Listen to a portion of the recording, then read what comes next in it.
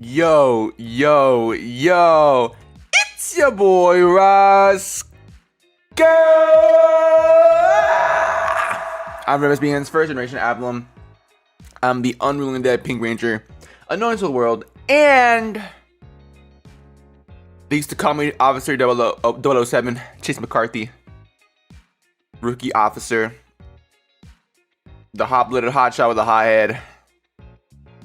Promoted to detective, I can't speak. Promoted to detective. You know me. I'm back. What's going on, everybody? What's going on? What's going on, everybody? Guys, welcome to today's stream. Today's a Zatsu, but today is also a Q&A and a kind of recap of my time in District V. So I wanted to talk about it and, you know, just like get more in depth and talk about Chase and everything that we had to do. Where's the accent? I'm not, I'm in costume, not in character, okay? I'm not doing the freaking accent the entire time. I barely even had an accent. I'm just in costume. I'm not in character. Leave me alone. I was not prepared to do the accent the entire day. I'm not in character. This is not an in-character analysis. Yeah, I'm just cosplaying, guys. I'm just cosplaying. Javier, thank you the 12 months. Thank you.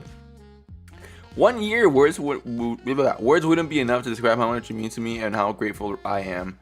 I'll always support you. This is my home. Love you. Thank you so much, Javira. Arigasia. Thank you. It means a lot to me. Thank you. You know, for it disappeared as the days gone by. It was still there. Okay, guys, the accent was still there. It's just that I dumbed it down a lot. It was still there. You could hear it.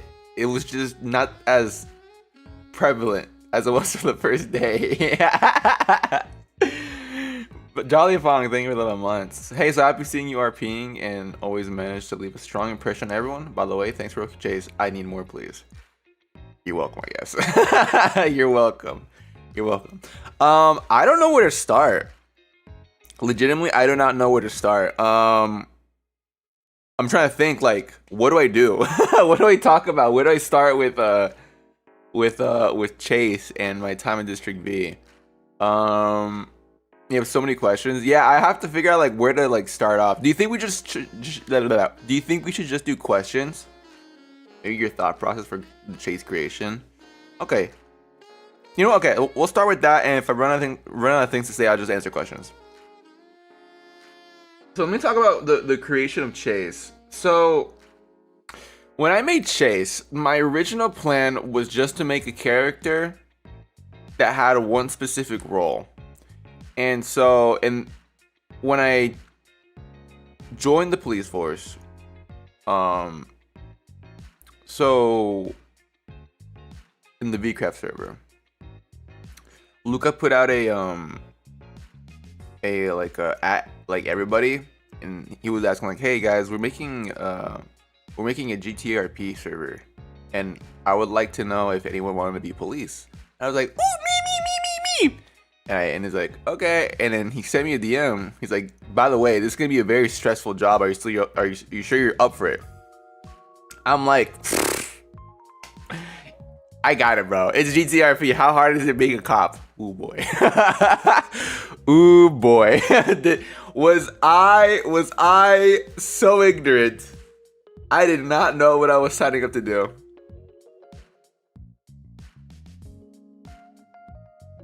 I did not know what I was signing up to do. And so, yeah, I joined and I was like, okay. And we got everything set up. There was training days too. There was a good amount of training days, decent. And I attended most of them. So I got a lot of experience in the game before the server actually started. So I got a lot of experience, you know, getting used to the controls, getting used to the HUD and the UI. And I got used to driving again. And then little by little, I got better during the server. Anyways, regardless. So when I was making Chase, I wanted a character that was like, he had a thing. Like, he had a thing that he would be known for. And so I was like, hey, what as a police can I do that I could do often, that I could be known for? I was like, okay, car pursuits, because we were learning how to do car pursuits and car chases. And so, you know, the whole primary, secondary, tertiary thing. And different servers have their own way of doing these kinds of things. We had a specific way of doing it. And so we were training it. I was thinking, like, you know what? I could make this like my character's thing. You know what I mean? And so I was like, all right, I'm gonna name him Chase. And I was like, okay, but I need a last name that has the word car in it to make it the pun. Like the character's name is just a pun. It's just a pun. It's a stupid pun. And so I was like, all right, I need to name myself a last name that has the word car in it. And so I put like car in like last name Google. So last names that have car in it. And I Googled it, and I got Carosi was my first one, because I was originally gonna make my guy like New York Italian, like super stereotypical, and it made sense to me. The thing is though, this was the first training, and I think Claude also joined. And so we already had Marcus Macaroni. And I was like looking at the radio list. I was like, huh, wait, hold on. Marcus Macaroni, Chase Carosi. I was like, they're kind of similar. So I was like, you know what? I'm gonna change mine. I'm gonna change it again. I'm gonna change my last name, just so we have like a little bit of differentiation between like names and stuff, right? And so I was like, all right, but what other like, I guess, not it would it be ethnicity or would it be like heritage? Could I make Chase? And so I was thinking, because Chase prior actually had my hair color. Chase had like pink hair. And so I was like, okay, well now I have to change it into something else. And I was like, okay, well there's McCarthy. There's McCarthy. And McCarthy's Irish. And I was like, Irish? Let me make him redheaded or orange haired. And so I did that. Pink, yeah, he used to have my hair. Just to like reflect me, you know what I mean? But I changed the orange to because he's Irish and stuff like that. And it made sense to me. I don't know why. It made sense to me, so I changed it, and he became his own character. He became his own thing, right? And so, yeah, that was like the appearance. It was basically just off of a whim, right? Chase unlocked his inner leprechaun. Yeah, he did. He really did. But yeah, I just changed his appearance off of a whim. Most of the basic details are just off of a whim. There isn't a huge story behind that, but yeah. Was a traumatic background about Parker planned in the beginning? Okay, let's talk about the nitty-gritty now. Let's talk about that.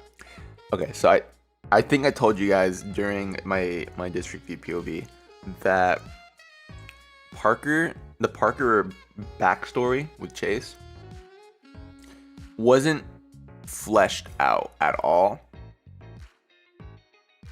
until like I could surmise what the LSPD, the angst level or the seriousness in the RP was in LSPD. Like I need to figure out how serious could I be, because I don't want to like force anybody to RP that doesn't want to RP. You know what I mean? Or doesn't want to like do serious RP. So I'm like thinking, what could I do? What could I do? Right?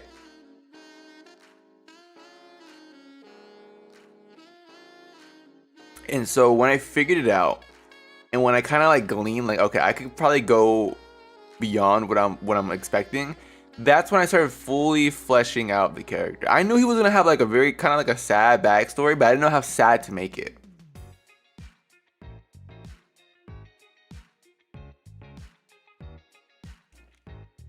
LSPD was Angst Central. Yeah, it was Angst Central. So I was like, you know what? I could do the entire thing.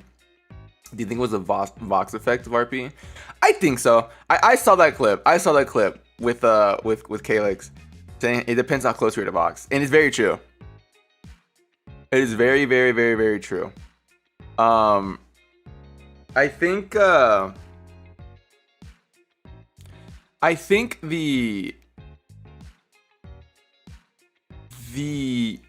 aura. I think the aura of Vox and his like eagerness to do RP and acting and everything affects other people, and you can really tell. Like the longer and the closer you are to Vox and an RP server, the more you're like, yeah, I'm gonna do some serious RP. Me, I always do it regardless, right? But I think everybody else was like, you know, really got into their character and everything. Those who were like willing to do that kind of RP. Bunny, my mind thinking super. I'm cosplaying Officer Procedure tomorrow. What else do I need? LSPD is my favorite. I'm gonna miss them. What else do you need? I don't know. Like, do you have pink hair? Do you have sunglasses? Do you have a gun? If not, you know what to do.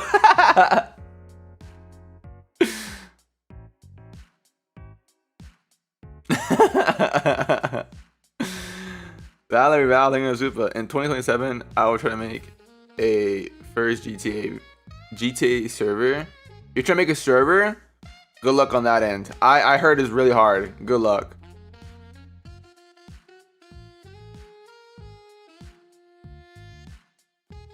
I wish you could have seen Chase's old design. Chase's old design was pink hair. He had the same haircut. He had pink hair and no facial hair. That's what he had. And the more you get into RP, he also goes deeper and deeper, so everything becomes more intense. It's amazing to witness. Yeah, I think it depends on the character too. Like Vitruvius in VCraft was like a very intense character, and I could tell from him acting everything and everything he did. Vitruvius II was a very intense character, and he method acted that, I feel.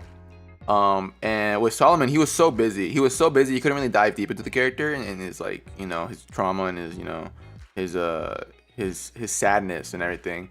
So I think he was okay because he was just so busy, right? For me, I think it's the reverse-ish kind of. With Roswell, I talked about this with other people. With Roswell, in comparison to Chase, I'll go back to the backstory of Chase in a little bit, but I want to go off on this tangent. The difference between Roswell and Chase is that Roswell in VCraft, I had a lot of freedom to do whatever I want with Roswell because I wasn't important at my job until like the very end, right?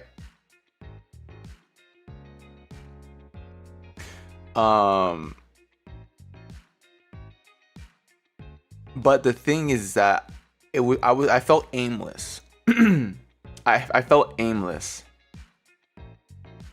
In the sense that like I didn't know where to direct myself because of how, you know, the nature of Minecraft is very like open world, do whatever you want kind of thing. I didn't have a job, or I didn't have an outlet, or I didn't have anything that I could do that my character was like could use as like a line or like a direction. You know what I mean?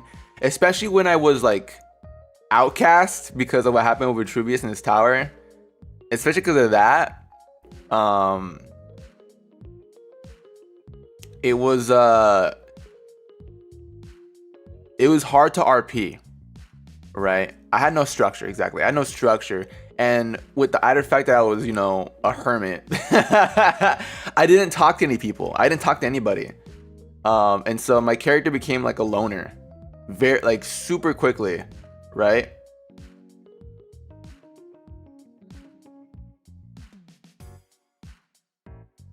So I don't feel like Roswell. My one regret with Roswell is becoming a hermit and being banished. That's the one regret that I have, because I feel like Roswell would have been really cool if I was able to talk to other people within like the first like within like day 3 to 6 or something like that. I think he missed out a lot of like bonding experience with other people. Yeah. With Chase, I had that structure. I had people around me. I was not alone. The issue was I was just super busy. I was busy the entire time. Like there was always something going on that would interrupt or could interrupt RP stuff and everything. And it's quite literally the opposite of Roswell, where I don't have the freedom anymore, but I have the structure and the direction of what to do with the character. You know what I mean? So it's either a loss of freedom for structure, or no structure, but you gain it, like just the endless amount of freedom.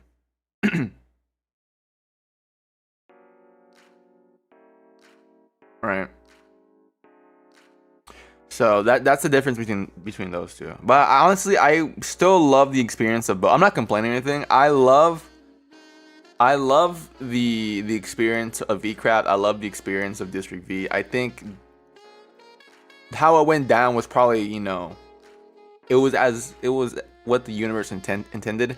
So I'm okay with it. I don't really mind. Anyways, back to Chase. So yeah, once I figured out like how much I can be serious about this RP, I was like, okay, now I'm gonna create a story that that will change lives. No, I want to create a story to explain the frustration that will become very apparent later on, and not catching anybody. Because I know when I chase someone, I'm gonna get frustrated because I can't catch them. Because I want to catch them. That's my whole deal. I want to catch criminals. Okay, I want to catch criminals in a car chase. But I wanted a plot device that would explain like the frustration that I feel, and then turn it into something else. And so I was like, okay, he's a car guy, right? Why is he getting so mad about not catching people, unlike everybody else, right? And then it's because he made a promise. I made a promise to my brother. And that's where I started building the backstory. Like, what happened to my brother? Is he still alive? Obviously not. What happened? This happened. And I started going brick by brick and creating this backstory. And then when I made this backstory, I was like, I told you guys, like, what happened to Chase, it's very dramatic. It's dramatic, and it's honestly like, it's a rare thing for it to happen. But the fact of the matter is, it could happen to anybody. It's still possible. It's a made-up situation, but it could still happen. The fact that it's based in reality is what makes it so hard-hitting, right? And that specific event with Parker and chasing that car, that's not rare. It could happen to anybody, right? Yeah, and the one thing I do love touching upon is the bond between siblings, either good or bad, right? I think it's it's a fascinating thing to me because I have Promoshi, obviously, but I'm an only child, right? So I'm not fully aware of that whole sibling dynamic, I guess, from like a very first-hand experience, right? Promoshi is my brother, but I don't see him often, and I didn't live with him, for like the majority of my life, right? And so there's like that. Okay, what if I had an actual sibling, right? Like a legitimate, like, came from the same mom and dad kind of thing, right? And so I always like to think of that idea, like, okay, how would that play out? It's either good or bad. If it was like a bad scenario, there would be like this weird like rivalry or this weird hatred that stems from, maybe it's jealousy or envy. Maybe it's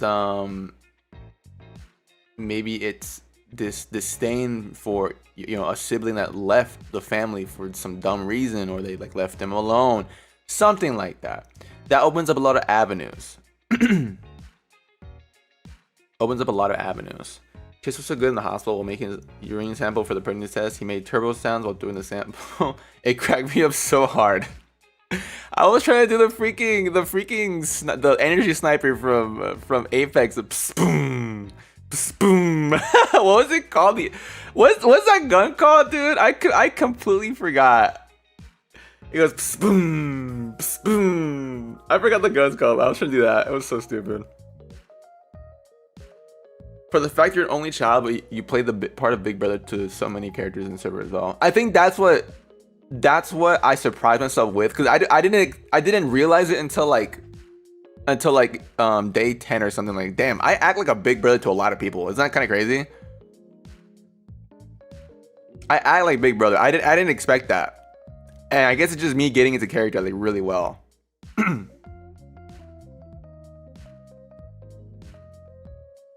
Right. And so yeah, I tried to like think like how that would affect somebody if they were super close to their brother, to their sibling, and like to just lose them like that, right? And to be the quote unquote reason why they're dead for anybody. Not even just your sibling, but for anybody. It hurts more if it's your sibling. To be the cause of their death. Right? It hurts. It's devastating. Right? And so I tried to capture that grief. Now, the grief I wanted to capture, I didn't want to make it too dramatic. I didn't want to break down crying. I didn't want to have a huge crash out or anything. I wanted that grief to be deep rooted, and it's just a constant, dull, aching pain. I didn't want it to be a sharp, stabbing pain. I wanted it to be dull.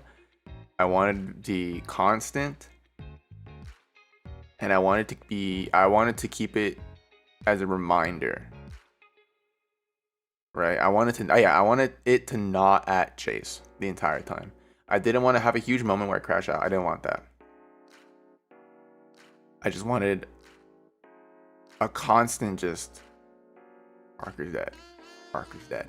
You killed Parker. Parker's dead. You took his future away from him. Parker's dead. I wanted just constant like that. Yeah. How old was Parker? Parker was actually way younger than Chase. Like, Chase was like, I think like, if I think back, probably like more than a decade older than him.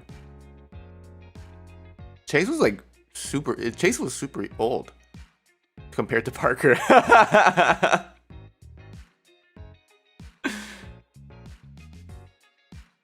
Yeah. Because he was 16 when he died. How many years has Chase been grieving? Like 2 years. Parker died 2 years ago.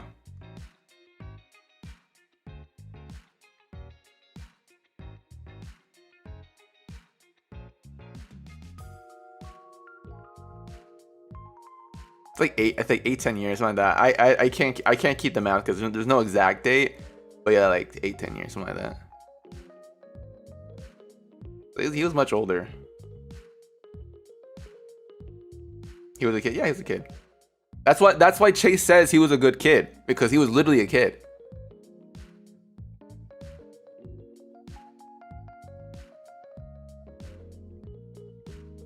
Yeah.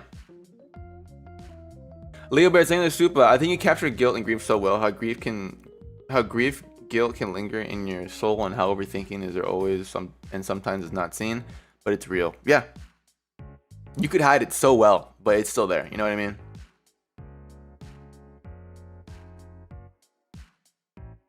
Yeah. Yeah, he was young. He was still in high school. When he died. And so, you know, that guilt of not only just like getting him killed, but the guilt of of taking away a future of someone who was so bright and everything. It sucks. How was parkour when Chase started as a runner? Frick, how many years did I think of? I'm not really entirely sure because that's not like super prevalent to what I wanted to portray. But I would say for like about 5 years. I think. Maybe more, maybe a few more, but I think around there is like when he started. He was doing it for a while, dude. He was doing it for a long while. Did you decide to, in the beginning, to aim for a good ending despite the traumatic backstory? Yes. I don't like bad endings. As angsty as I am, and as traumatic my backstories are for characters and how sad they can be, when I'm presenting the present and the future, I will always go for happy ending. I hate bad endings. I hate bad endings. Unless a character really deserves one, and I haven't made one that deserves one yet. I will never. I just don't like giving bad endings to my characters. I like happy endings.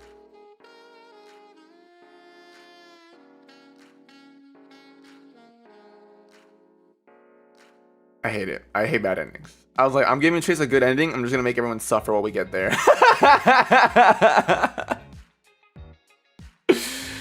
There will be a good ending, but you have to go through it before we get there. You have to work for it, okay?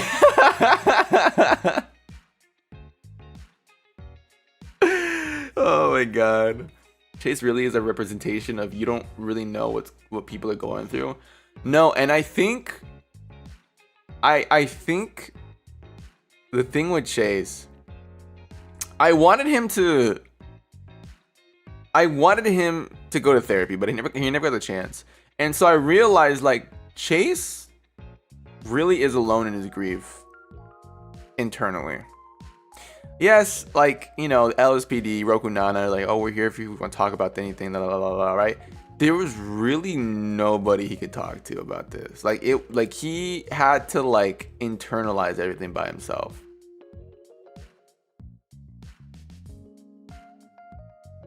Right? There was no chance for him to crash out, quote unquote. There was never a time for him to, like, just cry. Right? He always did it alone. But I think him having people around him that truly care for him, support him no matter what he did, right? Like, even though he like, you know, got his brother killed and everything, like guilt. It's something you can't be talked out of. Honestly, I think there are emotions, chat. And when you experience those kind of things, there are things you just can't be talked out of or convinced otherwise. Like, you could say to Chase, you didn't kill your brother. He's like, oh, I appreciate that, but, like, he's not gonna change his mind. He really thinks he did.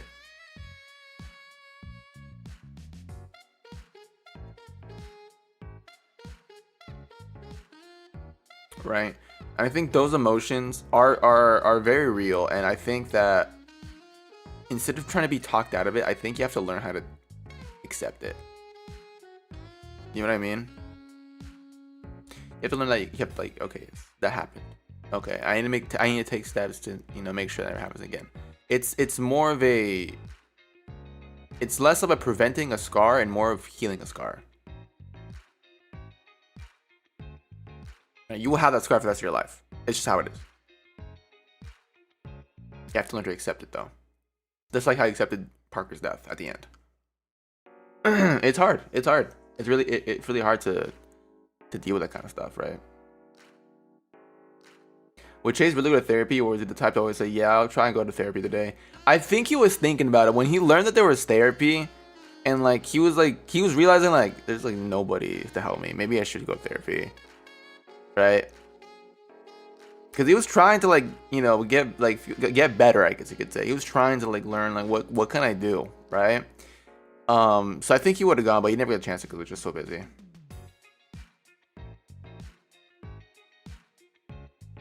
Would you have technically crashed out if you had done the practice chase like LSPD one? Like, wait, what? I can't speak. Would you have technically crashed out if you had done the practice chase with LSPD like you wanted? I wouldn't have crashed out. I don't think Chase would have crashed out. Chase would have had the panic attack, been asked to be left alone, and went on his merry way. Chase doesn't crash out like that. Not anymore.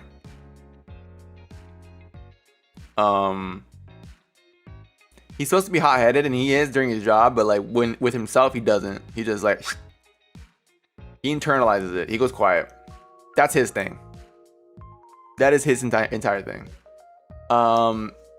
Again, I don't want the sharp stab, right? I want the dull, constant pain.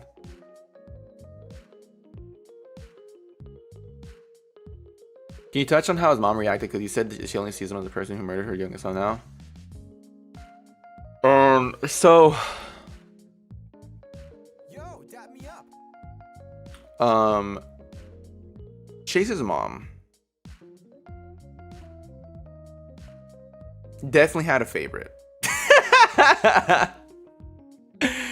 Chase's mom definitely had a favorite. Chase growing up was very troublesome. Chase was very rambunctious. He was a very troubled kid. It was only until Parker was older and Chase got closer to Parker that Chase got better. And so when Parker was growing up, he didn't really cause him much trouble and was like the good kid.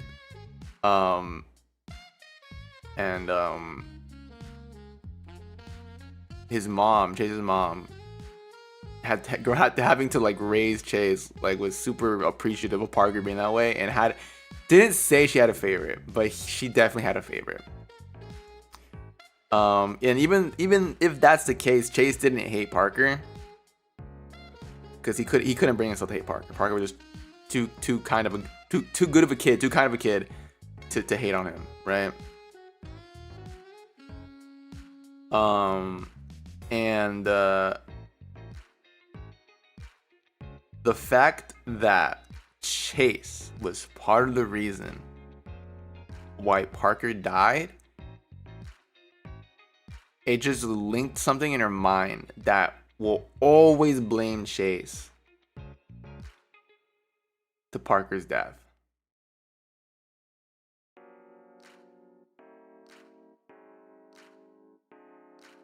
Will always blame Chase for his death. No matter what she says, there will always be some part of her that will always blame him. And it's just not going to go away. And, they didn't have a good relationship either way. Like, Chase's mom is stressed out constantly. 2 jobs, having to support the kids, dad gone. And it's tough. It's really tough. And so, she, again, it's a very human thing to feel, man. You can't help but like realize, like, you know what? Yeah, that would be a very real reaction to what happened. You know what I mean? Jesse Montana Super, Chase hiding behind sunglasses because he has the same eyes as Parker, taking them off for the first time talking with Nana, and later putting them up as he was healing. My favorite detail next to his driving, reflecting his emotions. Yeah. I'm not gonna lie, guys, the driving thing was not a planned thing. It just happened to be so. It just happened to be so. You know what I mean? I did not plan for that. It just happened.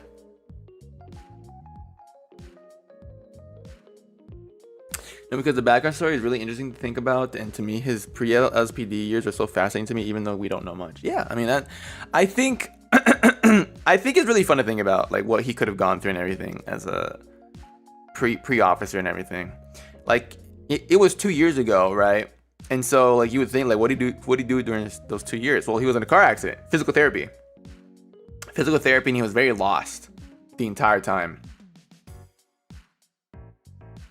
Right, and so and he finally went to police academy, and it kind of adds up, right, to like his time going to Los Santos, right? And so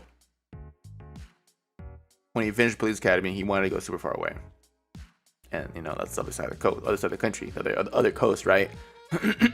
So he would fly across the country to go to Los Santos instead of where he was right now to get away. Is there a person that Chase is close? Is there another person that Chase he's close to in the family other than Parker? I don't really. It was just Parker. It was just Parker. So the one thing keeping him there was gone. So he could go whatever. He went wherever he wanted to get away. How bad were his injuries? Dude, it was kind of bad. It wasn't like he broke like very important. Like he fractured his spine, I think, was what I was thinking.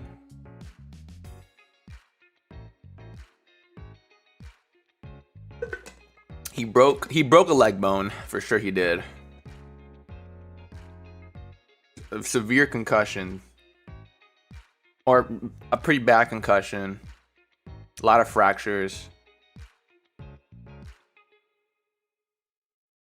His spine, like a splinter fracture, or hairline fracture, whatever they call it. So it was a bad crash, guys. It was a bad crash. And he's gotten really good. He got better really good. Like he healed pretty well.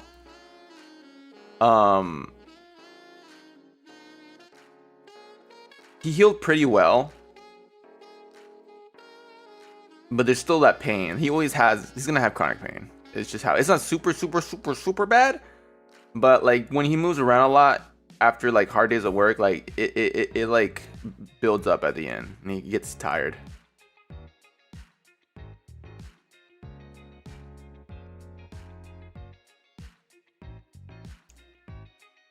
Yeah.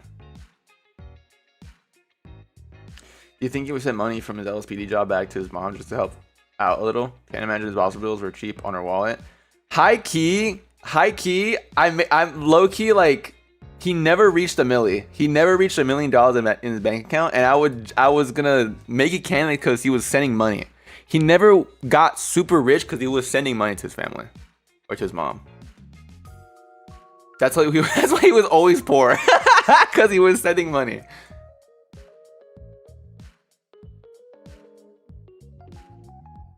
A second mimics question, is that why he like wheezes and stuff, or is it just for hee-ha-has? Him being slower was definitely a choice of mine. I think the wheezing thing was just like to dramatize it, you know what I mean? But yeah, I think it is not part of it because he has stamina. I mean, he went to police academy. He works out and everything, right? I think it's just a hee-haw thing, the wheezing.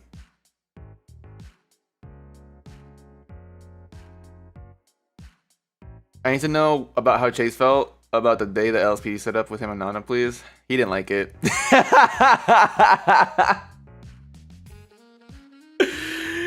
I'm gonna be straight up with you. Chase doesn't like when he gets into his business.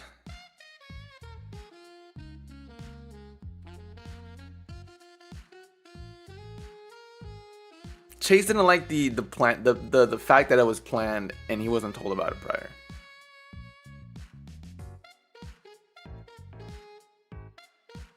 He didn't like it. Yeah, he didn't hate being there. I'll tell you that much. He did not hate being there. He just didn't like the whole surprise thing because he was legitimately looking for a raise. He was so he was so ready for a raise, and to be let down like that, he was so mad. Would he have gone if he was told about it? I think he would have vehemently refused. I think he would have like just call it off, man. I don't know why you guys are doing this. Because he legitimately, guys, he wasn't looking for anything. He doesn't think he's ready. He don't think he's mature enough or emotionally ready for it. He was sincerely just did not want to hurt nobody. So he was like, I don't want to do it right now. It's an honest feeling. He was just trying not to like cause trouble. You know what I mean?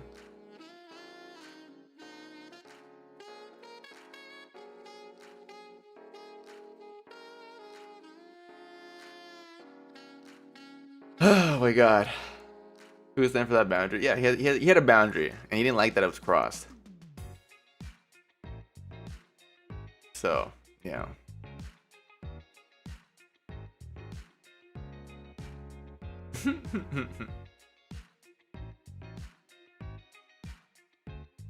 Is Chase really better about women now? I remember him being a kid and be allergic to it.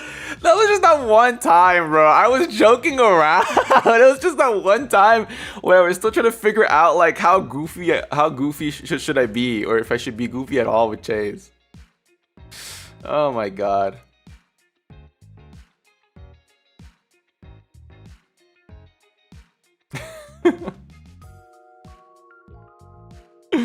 This is the one time, brother. You had an ex, bro. It was the Dominican baddie ex. What do you expect? Did you not have planned a bit in the background for the future days for your entwined stories? In the beginning, no, because it was not planned at all. Like the fact that our characters became intertwined at all was pure coincidence. It was pure coincidence. Later on, we planned some things, cause Nana was telling me like, okay. Then I was like, okay, how far do you want to go? Like, how comfortable are you with this? I was like, okay, listen. To be honest with you, I don't want to make it canon. I don't want to make it a thing. But I am willing to take the steps with these characters to like get very close and not go through with it, and leave everything to like imagination. And she's like, you're evil. I'm like, yes, I know. I am very evil. I love teasing my fan base. And it's funny because she was like, I don't know how your fans are gonna take it, because you know, like, aren't they kind of like, you know, super like, you know, possessive of you, whatever. I'm like, my fans. Let me read what she says. They're like, my fans. Yeah, she thought you were parasocial. That's so funny to me. I gotta read it. I gotta read where it is, dude. It was so funny. It was so funny.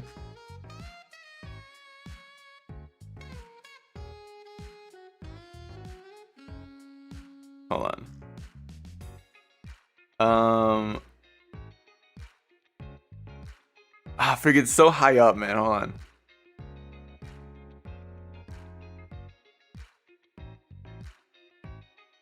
Okay, hold on. Hold on, it's loading, it's loading. Frick, it's taking so long.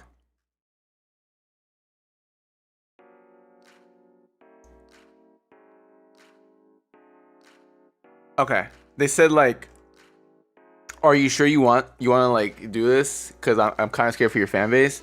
I'm like, you don't gotta fear them, dude. Like they are the most annoying people I've ever.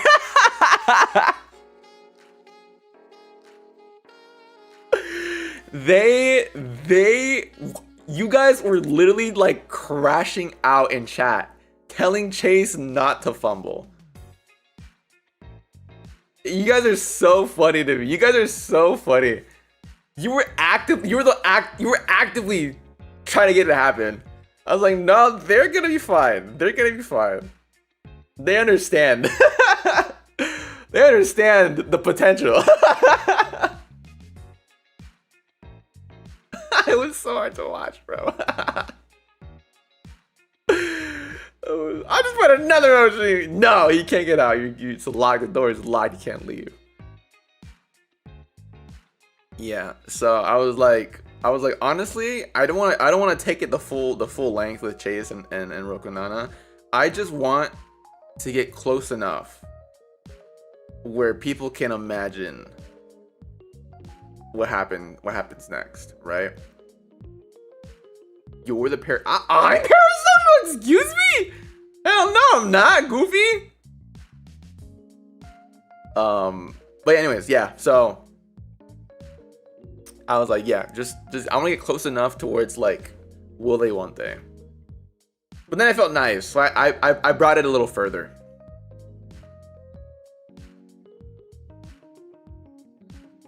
Is the reason why you didn't want to go far length due to how you made Chase to be? Yeah. Yeah, and it's just how I am, honestly. Like, when I RP, I don't really do romantic RP. Like not even in D&D they do that. So I was just like, I'll just stick to my guns, right? But then I saw, I was like, you know what? This kind of got potential. I need to know who knew about this, bro. I need to know. It seems like every single person in this godforsaken server knew about Roku Chase. I don't know. I felt like, I thought it was like It was just stuck in LSPD. Like, only the people in LSPD knew. But everybody knew. The entire server, bro. The entire server knew. Why? Why? Why?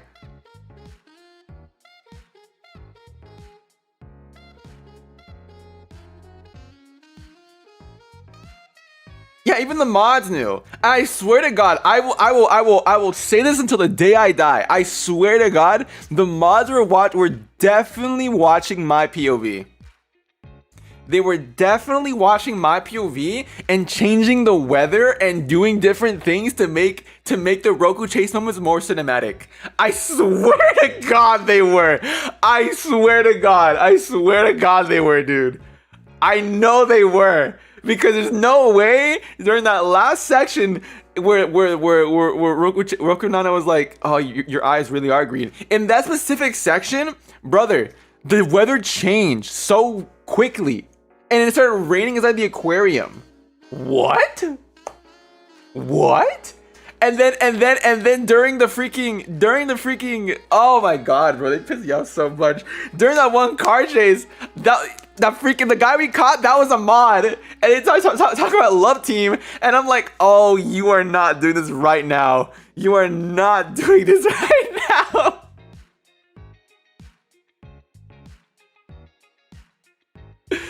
Dude, I swear to God, the entire server knew.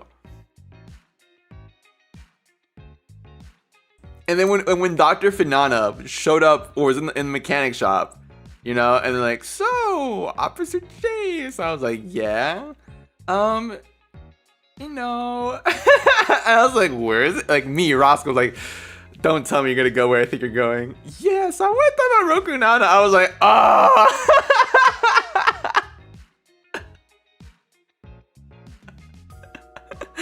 Oh my God. I hear you're very close. She don't think it's super. One thing about Filipinos, we are shippers to our very core. The Filipino mods were having a blast. Oh my God, dude, it was so annoying. And the person who like was like the, I don't know, the tour guide for the aquarium, that was also a mod, man. I was like, there's no way, dude. There's no way.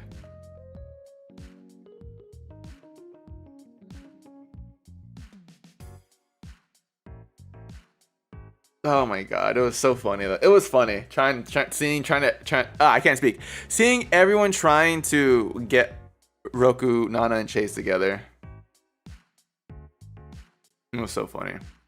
Try to dodge questions so hard. I did, and I feel like I evaded most of them. Honestly, I feel like whatever questions were asked to me, I evaded them.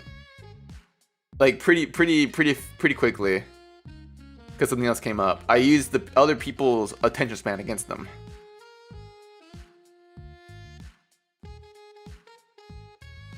So funny. Oh my God.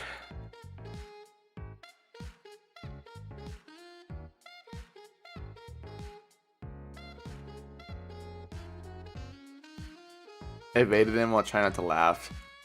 It was so funny. Considering you want Roku-Chase to have open ending, the ending was happier than expected. I felt nice at the end. The thing with the flowers in the tower, I wasn't double or second guessing myself. I wasn't. I was waiting for Roku-Nana to stop monologuing.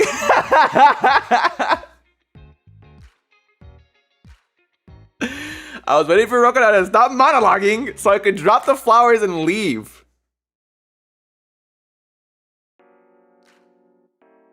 That's what I was waiting for. Everyone in chat was like, do it, give it, do it. I'm waiting for her to stop yapping.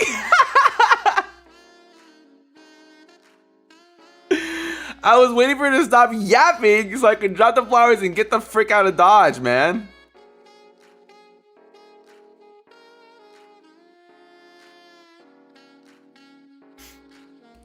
She was yapping, bro. I was like, bro, shut up. I'm kidding. Oh my God.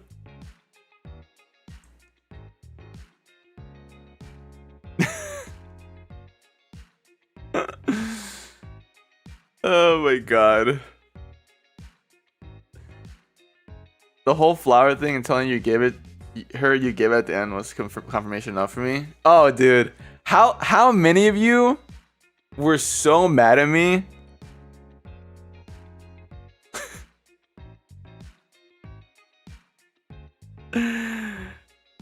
How many of you were so mad at me when I left the server after that? That was the ending. That was the ending right there.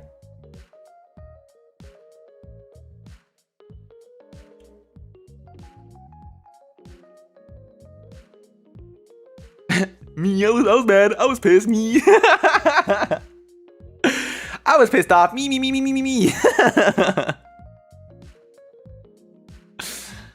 Oh my god.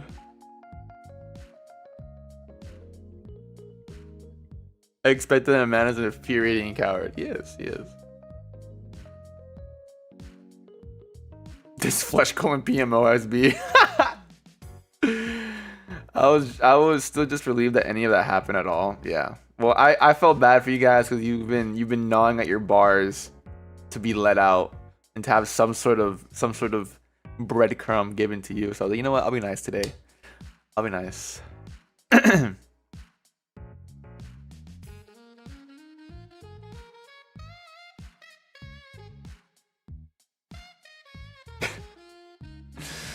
Honestly, it felt right though. We still pissed slightly.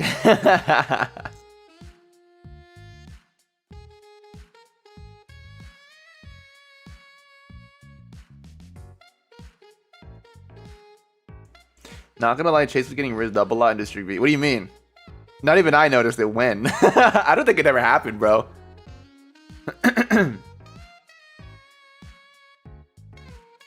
It was peak ending. The fix are insane. I see him left and right. Dude, there's somebody. If I do the hashtag Roku chase, I honestly, guys, it's just so funny to me how crazy my character's been shipped. It's actually so funny. There was somebody that said a ship took over my life to such an extent I wrote a fic for the first time in over 2 decades. 20 years. That's you, man. Yeah, that's you. 20 years. It took Roku Chase and 20 years for you to return to fanfic writing. Isn't that crazy? Roku Chase changed lives. Oh my god.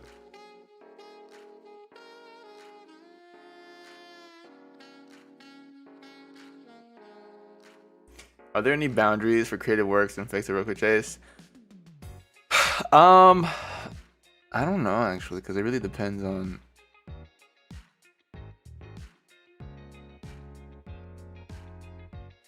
I don't know actually. I feel like there should be. But like I needed to make sure I don't stomp any creativity.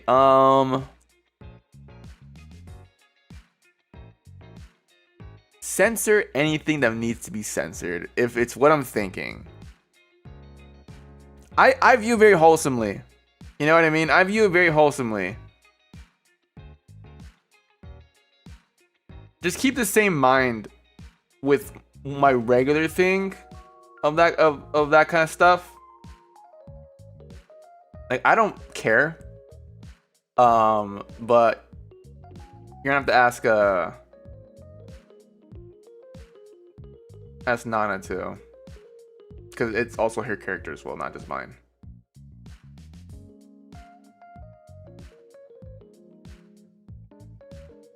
This stupid ship is so dumb to me, bro. It's so funny, man. It is so funny. And the fact of the matter is that it's most of you guys. It's mostly Roscos that are like,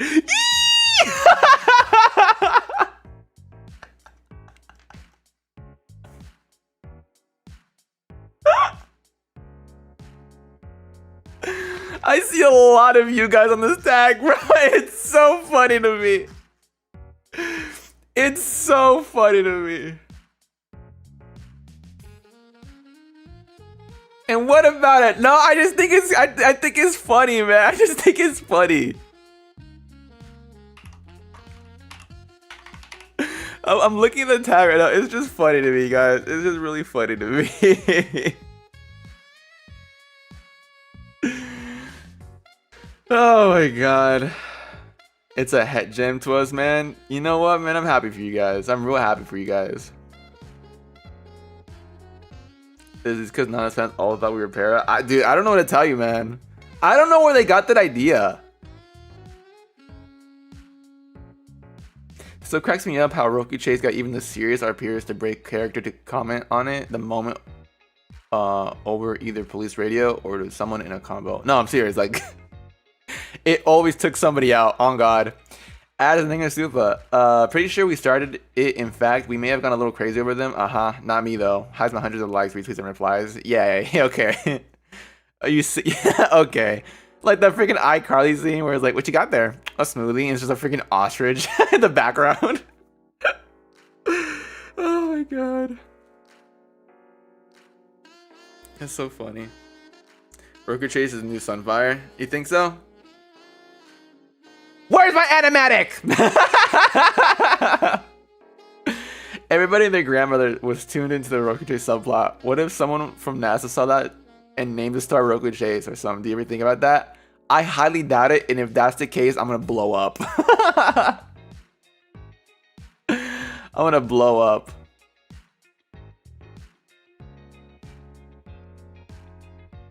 Misery Mary, thank you for the 10 gifted mem cheese. Thank you for the cheese. Thank you so much. She goes, yeah, thank you. I just think it's funny. Yeah, I don't know why they thought that you guys are parasocial. You're quite literally the opposite. You are quite literally the opposite.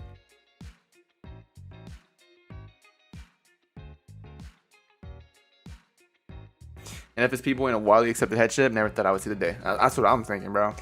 Because like, let's be honest. Here at FSP, we are Yaoi Central.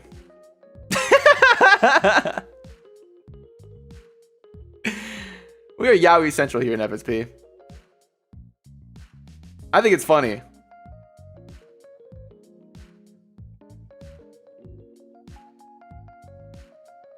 I think it's crazy. I think it's insane that it actually happened. I was expecting like a... Honestly, I think what helped... Or not what helped. I think the fact of the matter is I was with no other FSP boys. And weirdly enough... LSPD was LSPD was mad straight. Whatever Dwemer was, I don't know, but LSPD was mad straight. Is that kind of crazy to think about though? At least from what I saw. LSPD was mad straight. Is that kind of crazy? I was expecting like police yaoi. I never saw that.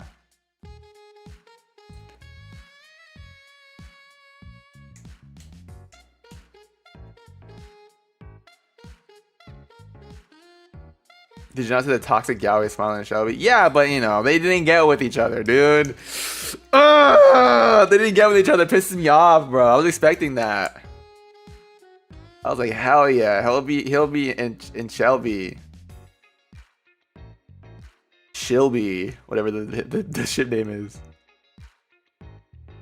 EMS yaoi versus police straight. Yeah, that was my Roku Chase, bro. It wasn't as popular, but it was still there.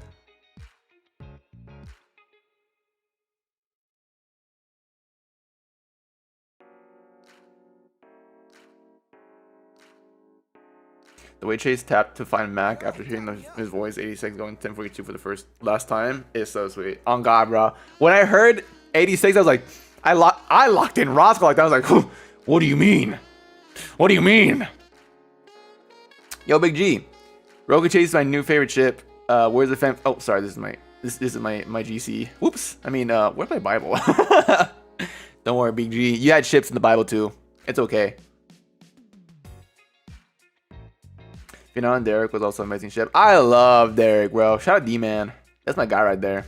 I have to blow my nose. Hold on.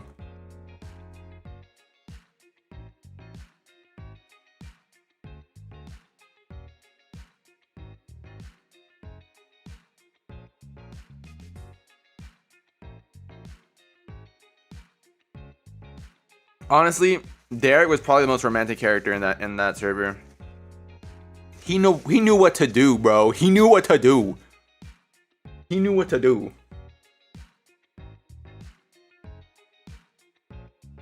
That's a W man right there.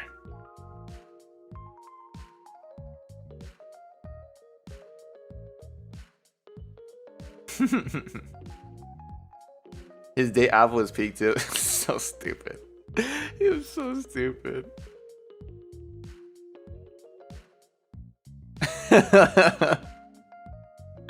Chase's relationship with Demon and mechanics in general was so sweet to them. I feel like it's because Chase's affinity to cars. I feel like Chase would have always had a close relationship with the mechanics because of how, like, because of the interests, right? Like, Chase likes cars, right? And so I feel like that was like the biggest bridge between the two. Yeah. Yeah, I like my relationship with the mechanics. That was really good, really cool and awesome and sweet. Unexpectedly with Nissan too.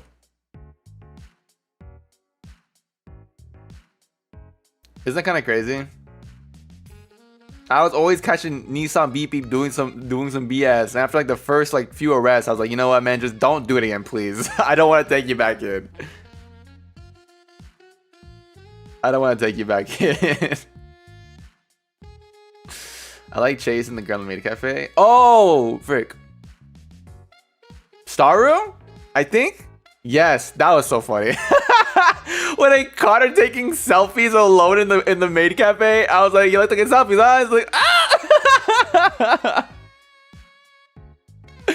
I thought that was so funny, man. I thought that was so funny. I sincerely did feel so bad for that maid because they were always in the maid cafe by themselves. They were always there, and I wanted to like take them out and like just do something because they were always just there. It was I felt so bad because like me as Rosco, I knew exactly what the other members of the maid cafe were doing. I knew for a fact what they were doing. It's just that like, why can't we just like, why can't you just leave and do something else? You don't need to be here all the time. Sorry, said you were the LSPD she felt closest with, which is funny because I barely talked to her also. Like, I would show up and say hi and everything and like check up on her, make sure she was okay. But like, I didn't talk to her as much either. I just like, hey, bye, and that's it. Oh my god. Since over, did you ever find out Sarah was actually part of the BGC and offered to be their hostage? What? She was part of the BGC? Hi, is this Chase or Rosco talking? This is Rosco. I'm just in costume.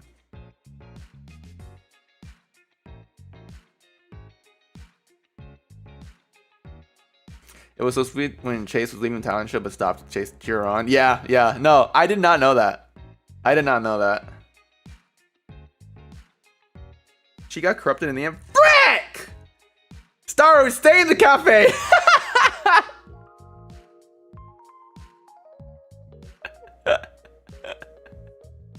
God damn it.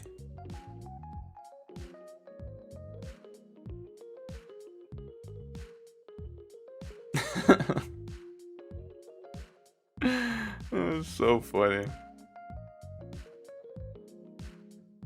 That was so funny.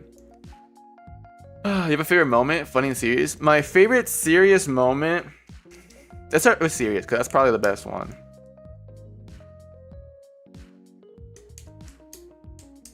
I think my favorite serious moment definitely has to be that scene at the observatory where Chase's full backstory is revealed.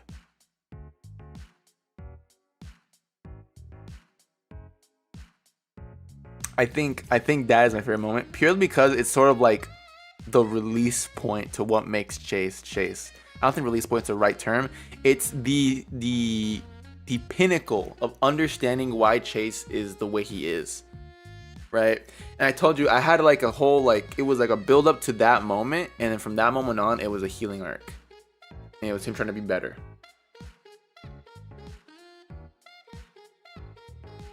for me, as a personal moment, I think that was probably my favorite one because of just the reveal and the emotion I put into it and everything. Bro, you found an oily drown was peak. That's a close second. That was purely that was unplanned, by the way. I just want to let you guys know I did not plan to find Orly. No, it was not talked about. I just coincidentally found Orly. Back to my serious moment though. We'll go back to Orly in a little bit. Yeah, I think the observatory scene was definitely so impactful for me because the entire day I knew that today's the day that I'm gonna reveal Chase's backstory. And so I had been building up the emotion the entire day.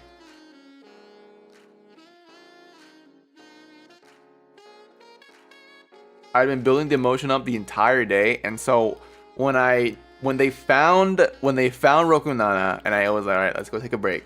Come on. When they found Roku-Nana, I brought up to observatory.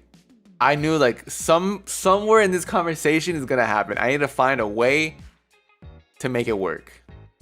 And I feel like it's so crazy to me how the themes of guilt and regret, right, have been so prevalent in the story and how it fit Chase and his backstory to a T. And so Chase could understand the pain. Chase knows the pain. And so Chase can talk you through it. I think that is so poetic to me. And that's where I go back to, like, he can help everybody else but himself.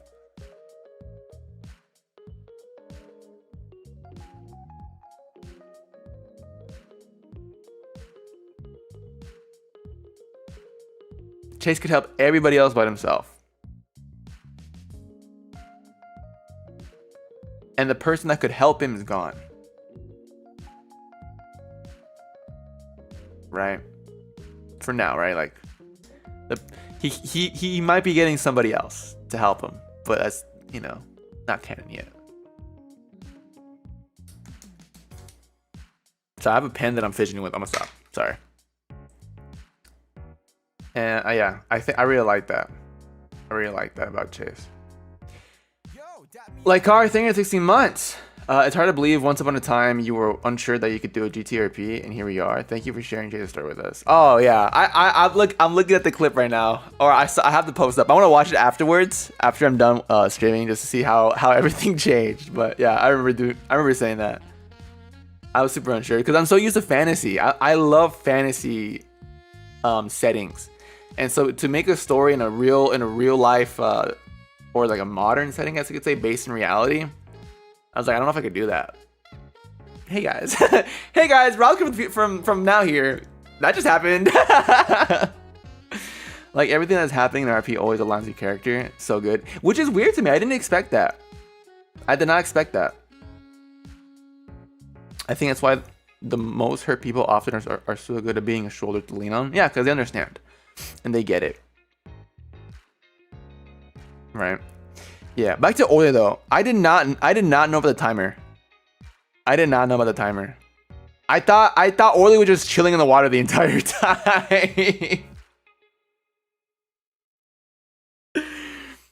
I thought it was they were just chilling in the ocean. I didn't know about the timer. I didn't know about that. And it was 5 minutes. It was 5 minutes before the timer went away. Dude, I was so expecting to just be in the water and not find them.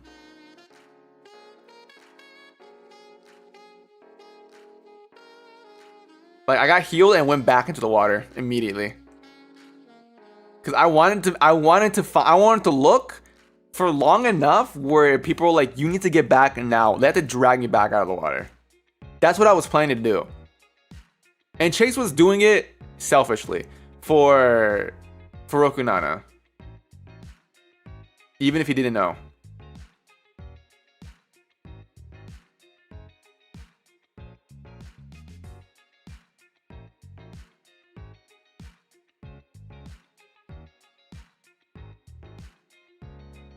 Oh! Ah! I was like, nah! Yeah, he did. Yeah, so when Claude told me about that, and I was in a Totsu kind of for District V last night, and then Claude told me that, like, yeah, he had like 5 minutes left. So Chase didn't want Roku to go through the same guilt feeling because of Orly, so to start being coward, as he said, he risked his life to save her. Yes, because that situation, I think Chase viewed Roku and Orly as him and Parker. She didn't want Roku to go through the same thing he went through with Parker. That's literally what was gonna happen. That is literally what was gonna happen. So Chase was like adamant in like preventing that.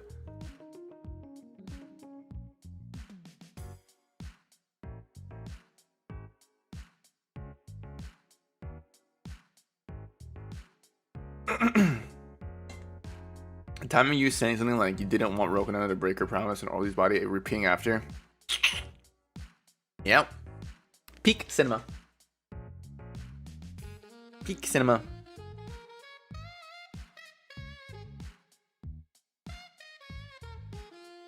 What I love about that scene was how after you found her, she basically had to drag you out of the water in some way. Yeah, I was ready to dive down and get her, bro. I was so ready.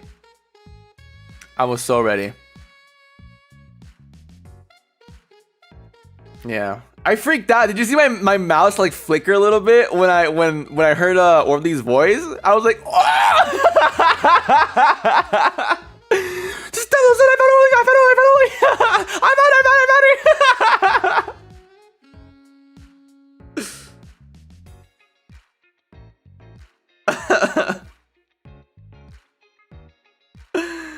Oh my god. Oh yeah, that was a really good moment too. I really love that moment. For a silly moment though, I gotta think, man. My favorite funny moment. I really gotta think about this.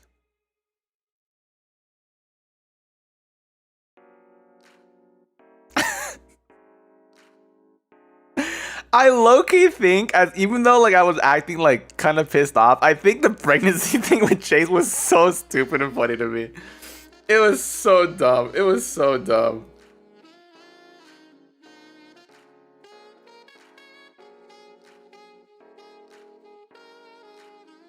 It was so funny. Like at the end, the clip, like, guys, great news. What is it, mate? I'm not pregnant. And it was like, aww.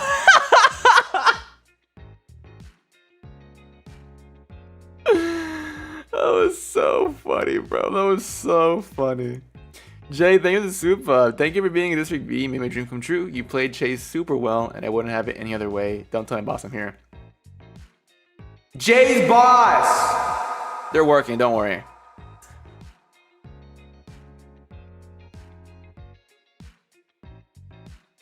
The hostage is mixing up Chase's name and the whole monkey thing. Oh yeah, that whole bank thing. That was so funny. That was so funny. Yeah, everyone was so disappointed about Chase not being pregnant. It was so funny to me. My favorite clip is Dweemer about asking about wheelies and you pulling up next to him. I cried. Oh, that was so funny. Are wheelies illegal? I don't think so. Okay. And then I pull up his tea bag and I see freaking Dweemer doing wheelies on his moped.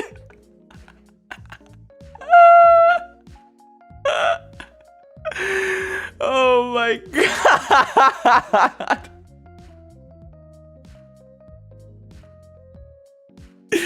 That was so funny to me, dude. That was the funniest thing the entire time. Yo, dap me up.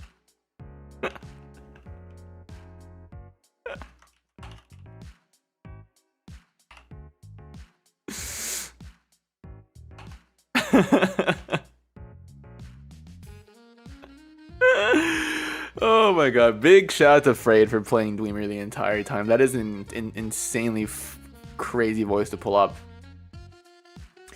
Pablo, thank you for the 20 months. I shared Roku Chase immediately in the first interaction and made a video edit of you guys that I really want to say I really want to stay at your house playing. I'm sorry. So you're the one that started it, huh? So you're the one that started it, huh? You were the catalyst for it all. The other thing was Super. What was your favorite car chase? It's either between the one I had with Omi doing comms or the one at Humane Labs. The one where I was coming back with Roku-Nana from getting gas and bulletproof vests, and when I caught them coming into the city. I think those two are my favorite chases. The me and Omi one because I was just tailing them the entire time, and the one at Humane Labs because of how like intense it was.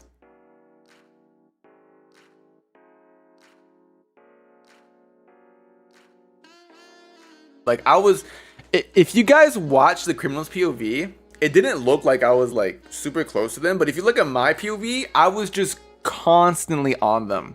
And I was so proud of myself.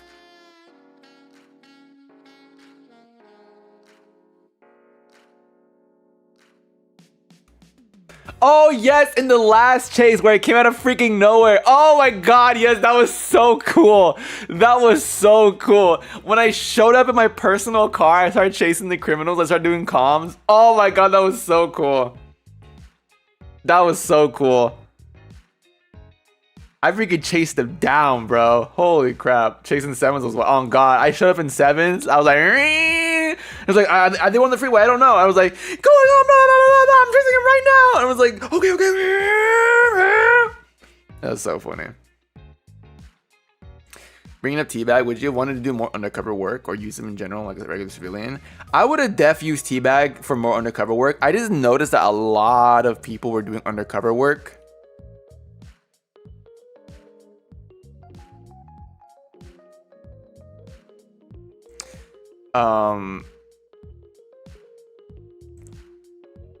So I didn't get to use Teabag as much as I wanted to. It's I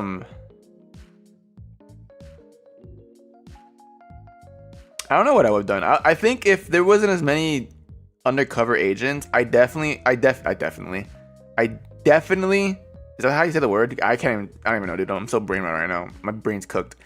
I would have done more undercover work. I would have done that, but I just didn't pan out that way.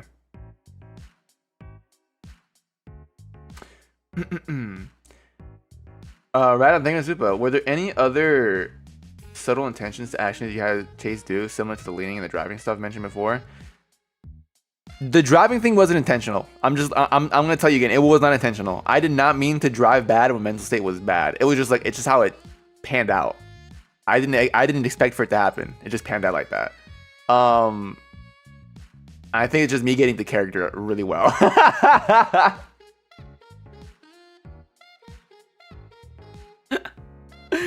I think it's just me really being in the character. It just becoming part of like the personality, I guess you could say. Besides the leaning thing, let me think. I think it was a subconscious thing because of how I was really into Chase's character. So I think a lot of my actions were very subconscious. Do you guys notice how when the situations felt uneasy or like it was like intense, I would always turn to my side so that my dominant hand was facing away from whoever I was talking about. And then I would pull out my gun or my taser.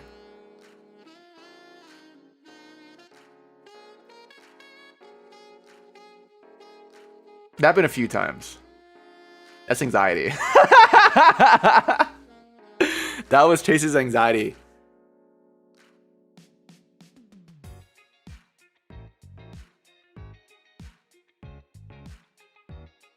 Because he wanted to be ready if anything happened.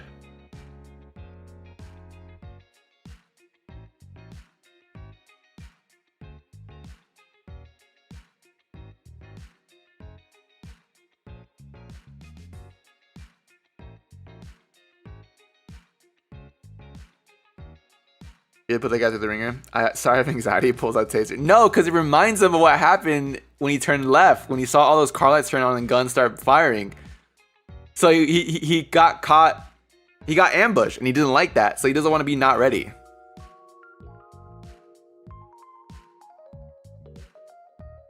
Yeah, he would turn to his side and pull out his gun or his taser, just so he's ready. It's like, oh, that's cop training. Yeah, but that's also because he has PTSD. But I think a lot of the things I did repeatedly as Chase were subconscious. The driving thing was subconscious. I don't think there's gonna be anything else really. The leaning thing is the main thing, and the driving thing just became what it is because of how me as Chase was like distressed during that time. Anything else? Yeah, I think that's it. I think that's all that I can think of that were conscious decisions and that were very important to Chase.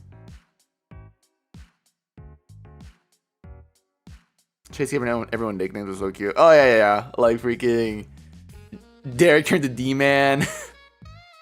Shelby Wright just became Wright, or just Captain and Chief. I never called Chief like Serpico or anything. I just call him Chief. I never gave a nickname to Roku-Nana. I don't think so. Hilby became Hill.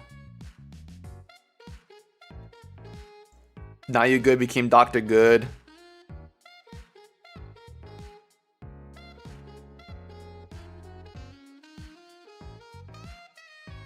Dweems.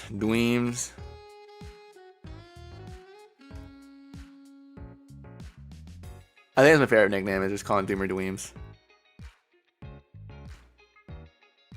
Less sad note, I love how you have little catchphrases of sorts, like yeah, anytime. I think anytime became such like a synonymous thing with like the Roku Chase ship.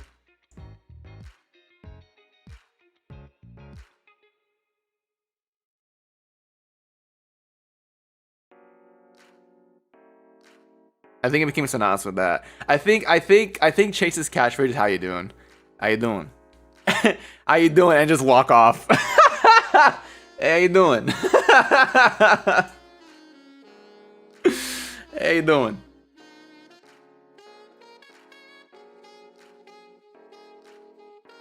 How you doing?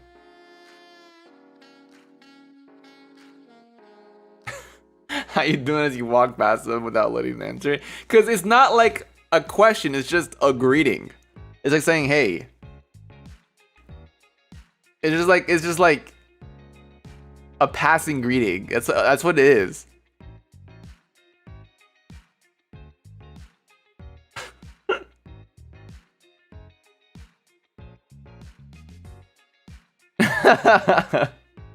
That man do not care how you doing.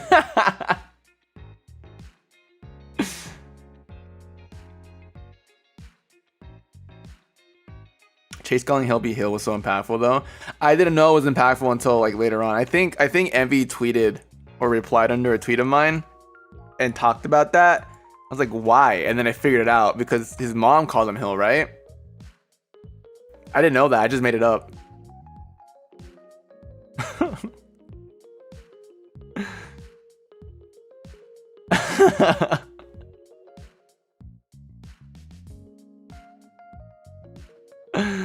Oh my god.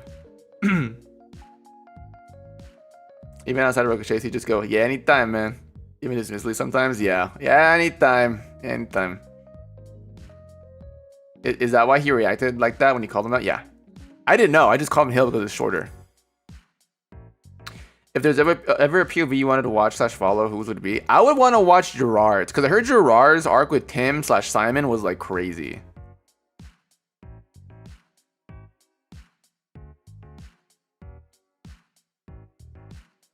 And he said it on stream. Yeah, I was actually listening to him during that part. I was watching his stream.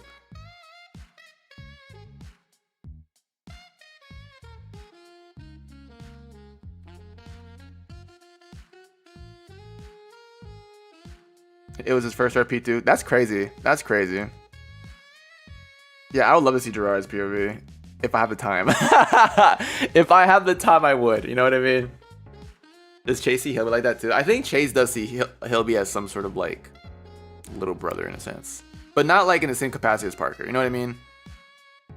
there's like this brotherly, like, what's the word? Amnesty? I don't know. There's this brotherly bond he has with Hillby. Even if it's semi-competitive because of racing and stuff.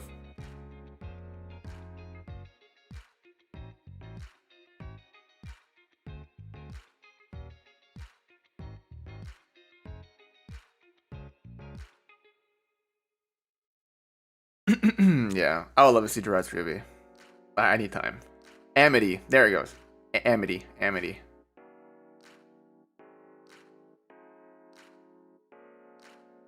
I just wanted my trio, Shelby, Hillby, and Chase. I thought that was a fun trio too. I thought that was super fun to do. I would have loved to do more, like way more RP with Croc and Envy as their characters. I thought we had a lot of fun when we were doing it. Like that one part where we had Omi chase us while we were undercover, and we were in the pickup. We tried to brake check them, and it was like, oh, that didn't work. And then Envy and Choppa just.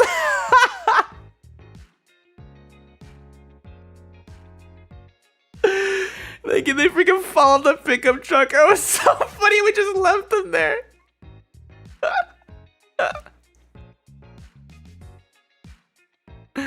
Oh my god. Oink oink, Biggie, oink oink.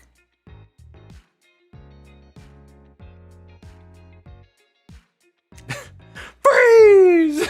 Took me out of the chase. It was so funny. I love him. He's so funny. He's a silly guy. Freeze! Was waiting for Mac and Chase to do it, but then he died. Rip that guy. Lady Blue, thank you to Zupa. Were there any specific things you did it for each day? Started to help get into character. Example, character specific music playlist or something like that. His journey was so interesting to watch.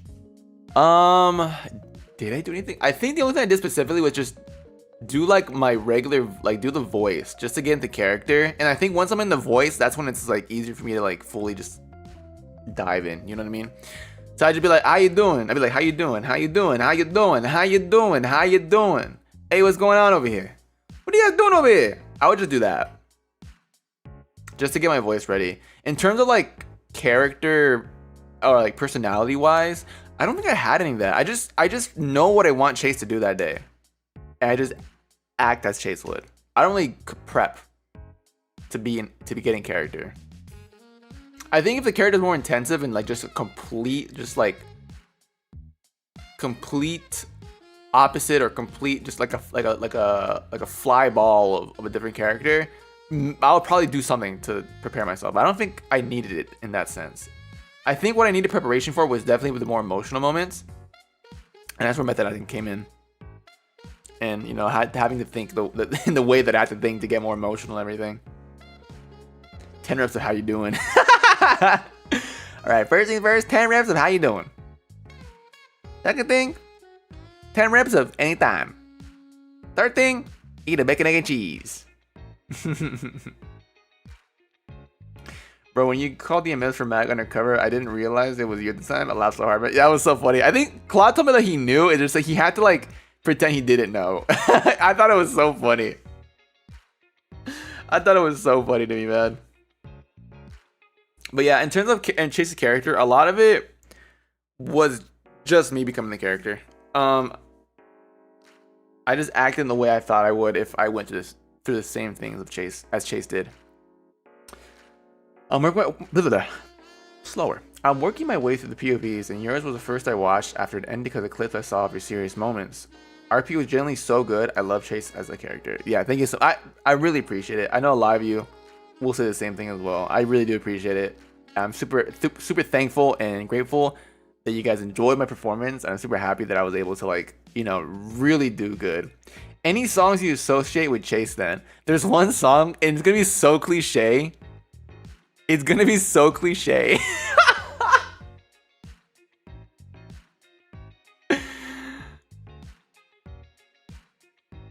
There's a song that I attribute to that final moment with the Parker call.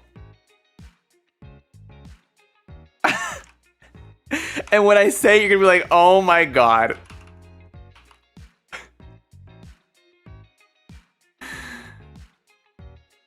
I know which, yeah, I'd see you again. It's See You Again by Wiz Khalifa and Charlie Puth. It literally is. It fits so well. Like when I read the lyrics, it just fits so well. It just fits so well. Like I just can't see any of this song besides See You Again.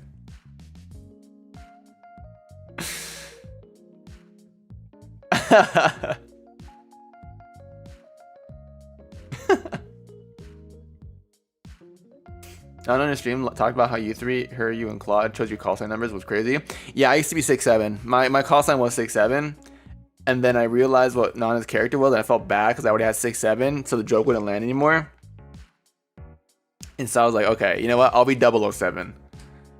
But the thing is, she was gonna choose 86, but Claude had 86, and so that's like, okay, I'll give you 6'7", and so I became 007.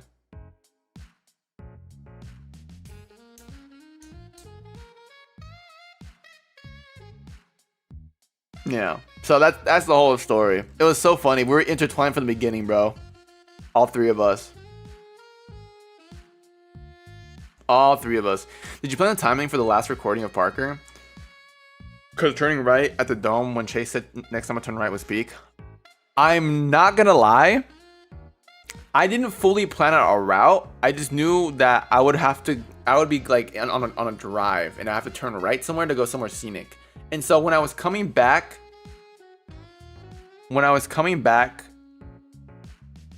from the from saving Orly, I was like, this is like the perfect time. I think this might be the perfect time. Was it after saving Orly? I'm pretty sure it was. Wait, let me think. No, it was after the Claude call, wasn't it? I think it was after the Claude call. No, yeah, it was after the Claude call. Yeah, okay, I remember now. It was after the Claude call. ADG, sorry. It was after the Claude call. And so, or the Marcus call. And so, I was like, what if I just go back to back? We better go back to back. Hey. Going back to back. And so I was like, this is the perfect moment right here. And so, yeah, that's when I played it. But the thing is, you don't know, chat. I was racing. I was racing to get down to wherever I needed to go. I needed a right turn because the entire way was just like freeway. There wasn't like any city blocks or anything, so it was just a freeway. And so I was like, okay, I need to find a good place to turn right at. And so I was like driving as the thing was going on, and my heart was pumping, bro. My heart was literally pumping because I knew when the recorded message said I'm gonna turn right, I wanted to actually turn my car to the right, like take a right turn. And so I was racing through the streets, and throughout the entire time, while you're listening to this heartfelt, like sad, melancholy message, my heart's going doom, doom, doom, doom, doom, because I was trying to race to the dome, bro. I was like doom, doom, doom. I was like, oh, I gotta make it. And when I finally get there, and I hear like, next time I make a decision, and I like look to the right, and I like flick to the left a little bit, I'll turn right, and then I turn right. I was like, oh. We're good to go. Like the freaking wave of relief that left me that time. Oh my god, that specific moment, I was just like, we're good to go. We're good to go. What about Chase? Did you decide on first, like his backstory, his call, or his personality? I think I decided on his personality, but I didn't want to make a rude character fully. I needed him to have depth, and so. Like I said, after I figured out how far I could take it with RP, or how far and how deep and how serious I can be, I was like, all right, let's flesh out fully the backstory.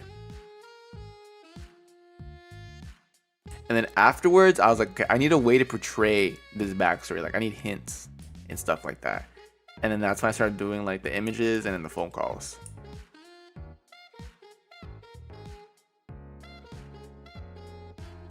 Yeah, that's pretty much it. And then the reveal on like day 9 or something like that, and the healing arc afterwards. Bob McBobberson, thank you for the Rosco Supa. Thank you so much. I only caught the tail end of District V. I cried for 3 days because of Chase, you jerk. Good job. You're welcome. You're welcome. Imagine if we crashed during that monologue. I would have lost so much aura, guys. You have no idea. The amount of aura I would have lost would have been insane. It would have been so funny though.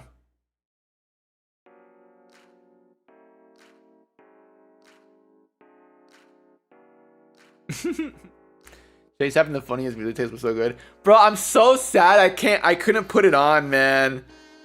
I like looked into it, like I probably couldn't play it.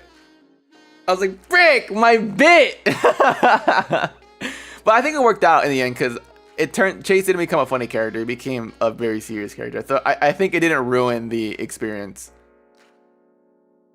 Your aura fluctuation the entire RP was funny to witness. It's okay. Yeah, I feel like I passively gained aura every time I leaned, even though I was just having chronic pain.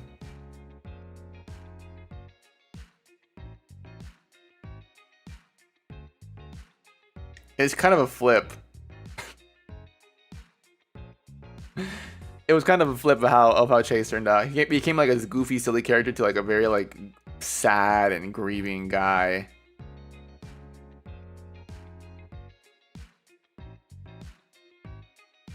Like how you and Mr. Minas, your first partner, were both awarded the shotguns. Hell yeah. I was begging for a shotgun. I was begging Taiga for a shotgun before the server started. I was like, please, I want a shotgun, please. And I finally got it, but I only used it once, which is so funny to me.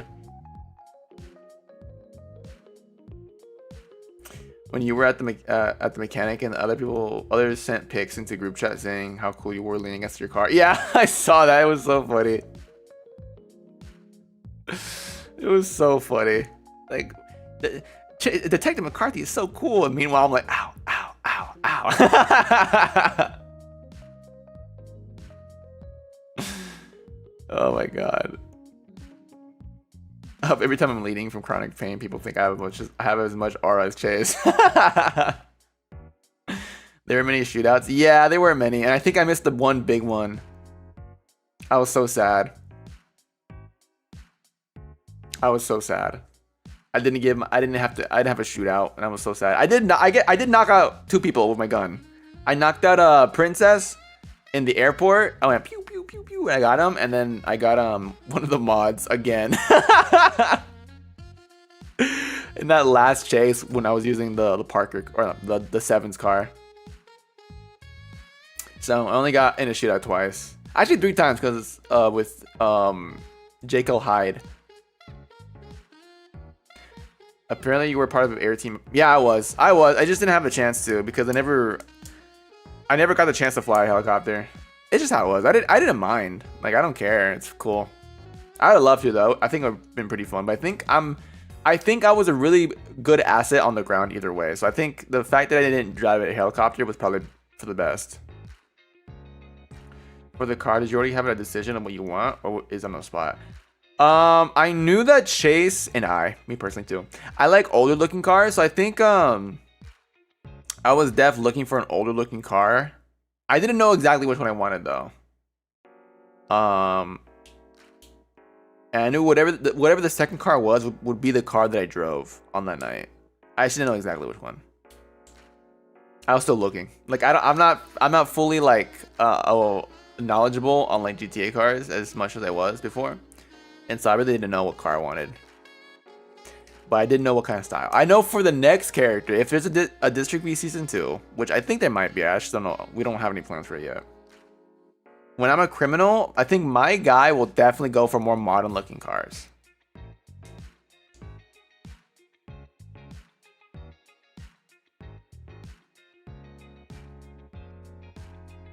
About his back, do we reckon he got further back damage during service? If not, how the frick did he not? His man made of rubber now? I feel like, you know, he's gonna get damaged regardless because of just being a police officer. But I think he still does his like physical therapy and like stretches and everything to take care of himself. He is disciplined. He's just not. He's disciplined. He's just mentally he's just messed up.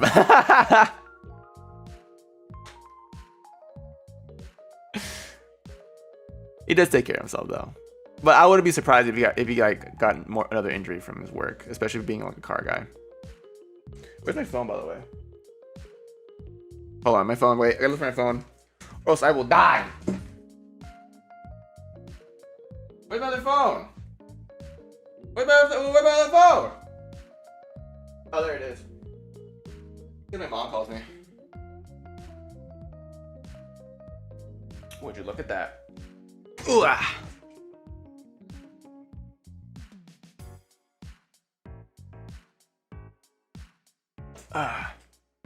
What are Chase's honest thoughts about everyone he has met, mainly LSPD? I think even though there are a bunch of goofy characters in LSPD, I think he sincerely like sees them all as family at this point.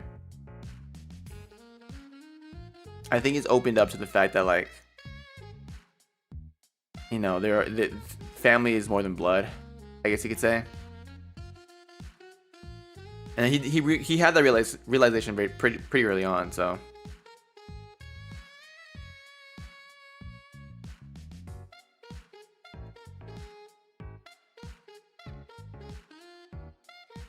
Yeah, how long did it take Chase to start driving again after the accident? I think it probably took him a while. I think he never really touched it until he joined the police academy. Like, he took the subway everywhere.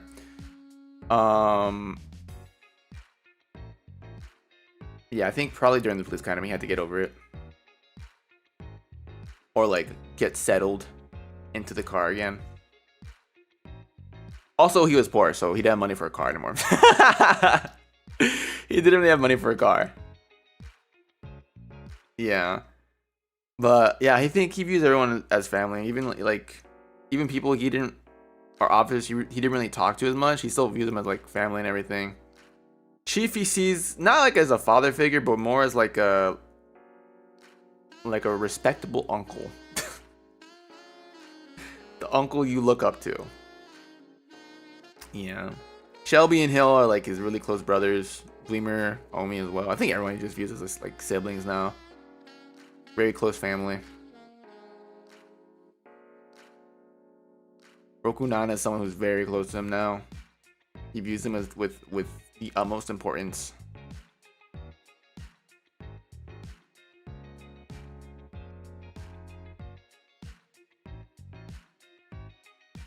I think Roku-Nana is probably the closest thing. Roku-Nana is the only person that is anywhere near close to what Parker was to Chase in terms of like connection. Is Chase kind of scared to patrol with Roku in his car? What if they get into a crash and history repeats itself? Okay, no. Okay, here's the thing. Here's the thing. I was waiting for a moment because it would only trigger within a specific area. Do you guys know that underpass that we used a lot during chases going to the west side?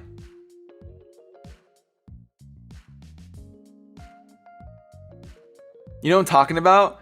That underpass going to the west on the freeway? I think it was on Del Perro. Okay, if I somehow crashed into the middle, I would have also done the panic attack right there and then. I was trying to see if it would happen. I didn't want to force it. I didn't want to force it. But I was thinking, if that ever happens, I'm gonna have the panic attack here too. So there was two specific instances where that would have happened, but it didn't happen. So thank God. I did not want to have to act a panic attack. If I crashed into a pillar, I would have done it again. I would have done the panic attack right there and then, but it didn't happen, so that's fine. So it had to be an accident trigger the RP moment, I see? Yeah, it had to be. It had to be some sort of like car related thing. But it had to be similar or else I wouldn't do it.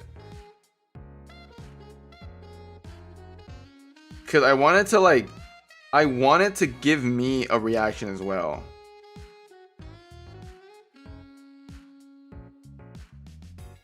I wanted it to give me a reaction as well. So when I'm in shock, I can push it further and do that panic attack thing.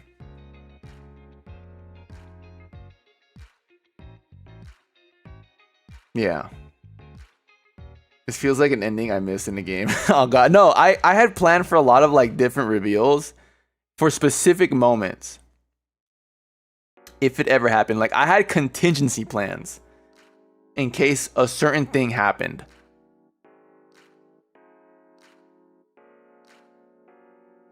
So like I could add to the RP because I didn't have a lot of what's the word? I didn't have a lot of chances with RP purely because of how busy we were. And so, in the added fact that I was not doing undercover work as much as I like other people, which is no like direct, slight at anybody. It's just how it was. And I had to find ways to build upon Chase and everything. And that was one of them. That was a specific thing.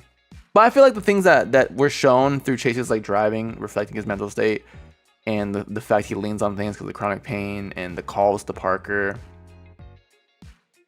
You know what I mean? I feel like that showed his character pretty well as well. I was just so busy as a cop, I couldn't really go off on my own, you know what I mean? The scene of him pushing his car to the mechanic and refusing any help also hits so good with the character. Yes. I thought that was a very underrated moment for Chase. Just him pushing the car because it reflected it again. He can help other people, but he doesn't have anybody to help him. Like he doesn't have anybody to help him. And I think that part was so well reflected. Like he waited and no one came. And so he just started pushing his car to the mechanic.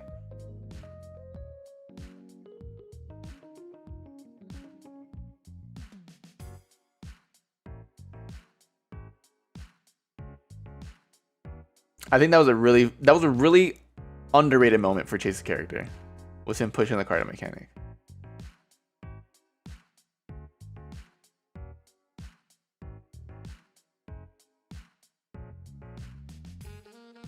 Yeah. I forgot about the moment until now. Thank you for reminding me. That was a really good moment. Yep.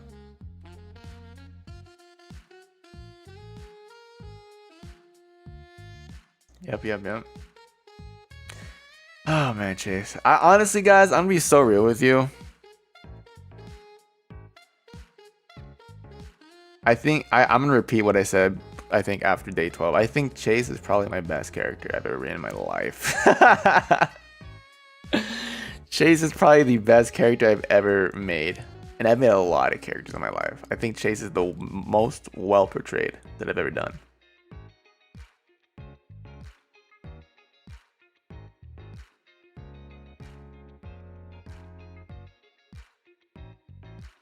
I'm quite proud with the way he turned out, and I'm very happy with his arc and everything. And honestly, like it's gonna take a lot for me to like try to like top Chase with another character. I do have an idea for another character.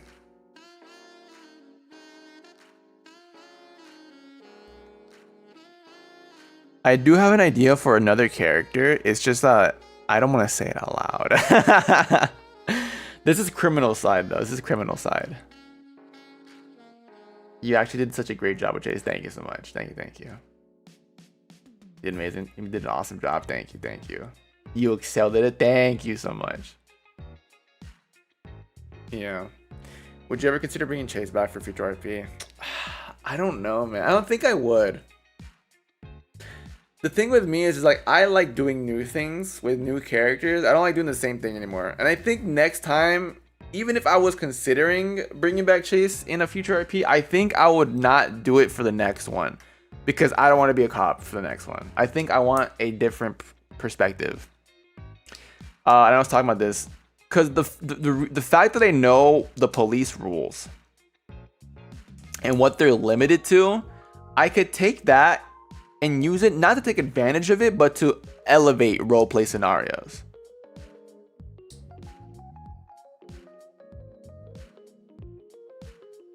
So I feel like people who have become cops can be very, very impactful criminals / villains. Yeah, like Tiger did. Yeah, exactly.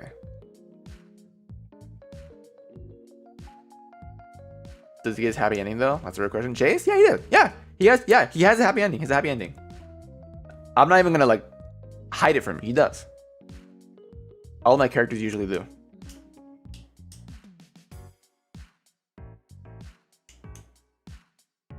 So I don't think I would bring back Chase for anything.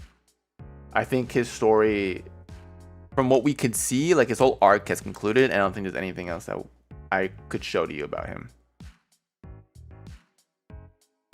Do you think in the future his chronic pain would worsen and there'd be a day where he had to leave the force?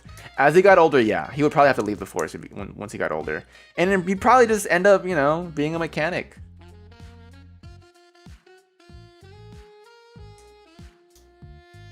Or maybe being a police trainer. Who knows?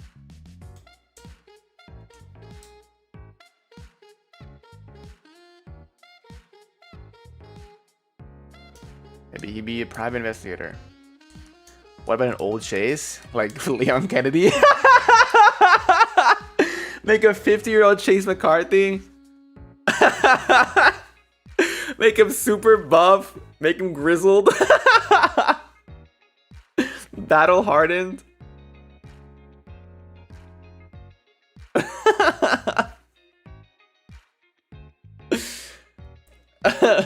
Finds this freaking anxiety driven twig of a young woman who's scared to death of everything. Give her a big gun.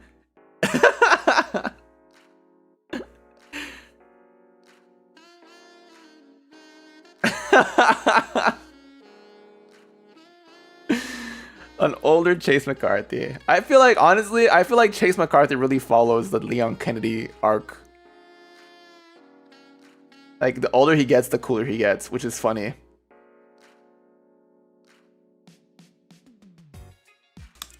Out of curiosity, does everybody his mom? I know he sends her money, but he hasn't seen his mom ever since he left.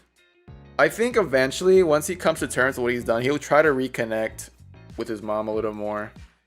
Even if it's just like a little bit.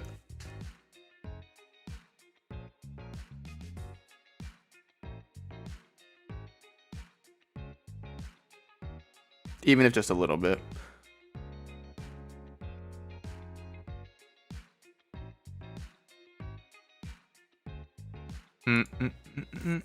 Oh. I need a haircut, man. My sideburns are like going crazy right now. Can you guys hear that? I just scratched it right now. I heard it. It's like right there. They're getting there, bro.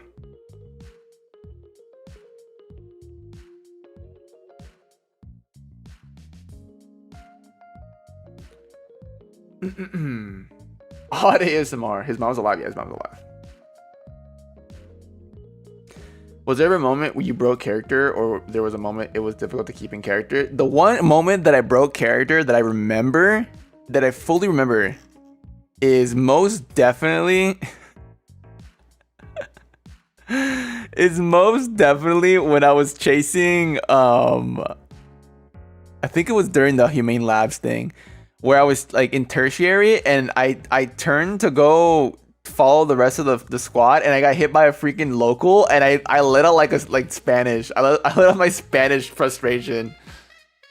Perro ingrato. And I was like, oops, sorry, that's Rosco.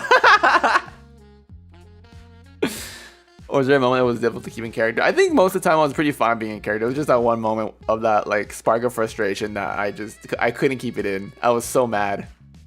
That was Rosco speaking. That was so funny, man. That was so funny.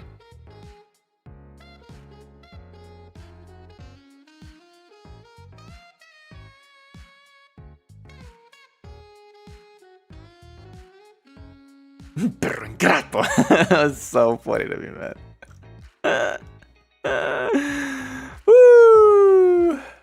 It was so funny.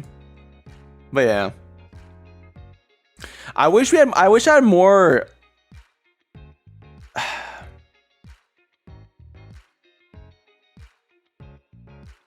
I wish I did have more conflict with people. I wish I had fights with people, like RP fights.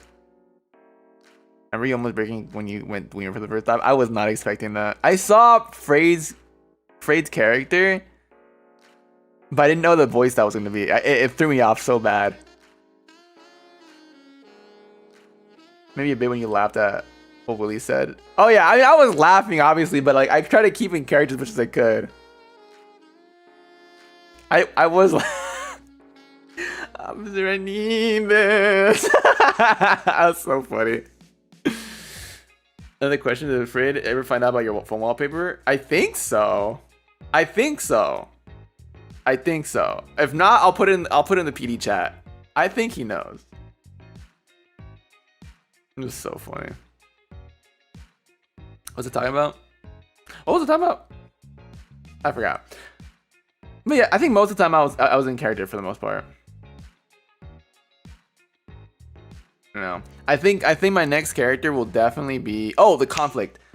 Scratch what I just said. I would have wanted more fights in RP with other people. I think having a conflict is really fun in an RP sense. It causes like tension and everything. I think it'd be really awesome. I know Vox said it in the Totsu yesterday that I think a lot of VTuber fans have trouble separating reality from the RP. I don't think people are still ready to like tackle that or understand that it's not like they're not actually mad at each other. You know what I mean? Right. And I think playing a villain will be difficult as well because of the very reason. Because like with Vox 2, like with V2, he was getting so much hate for playing a character. And I think if I were to become a similar villain that was like the villain, right? The guy to be scared of, the guy that's causing mayhem, I think it would be fun for me, but also it would be a very thorny path because of just how people are sometimes outside of the RP. And I just mean fans, because I think most people understand within the RP, because I would never do anything that would like legitimately just ruin someone's time, right? I would make sure they're part of the RP. I would make sure that they're okay with it. I'd make sure that they understand, like, it's just, I'm not being mean just because I'm going to be mean to you because I hate you. I'm being mean because, you know, it's part of the RP. You know what I mean? I would never do that. But, like, I would go to lengths to make it seem, you know, legitimate or real in terms of the RP. And I feel like if I am able to become that sort of villain, I feel like there's just going to be some people that are just going to take it too seriously or are going to take it the wrong way and view me as, like, an actual mean person. You know what I mean? And I'm okay with that. Like, that's fine. I understand that people are gonna like just be that way sometimes, but you know, I feel like it got to the point with Vitruvius that it was just absurd how many people were like blaming Vox and his character for ruining people's fun. You know what I mean? And like, I'm okay with that. I don't really care. I don't know. I'm just like, I'm just thinking like how it's bound to happen if I become that sort of villain. I want to be a bad guy. I want to play a bad guy. I'm sick and tired of being goody two shoes. I want to be mean. I want to commit crime.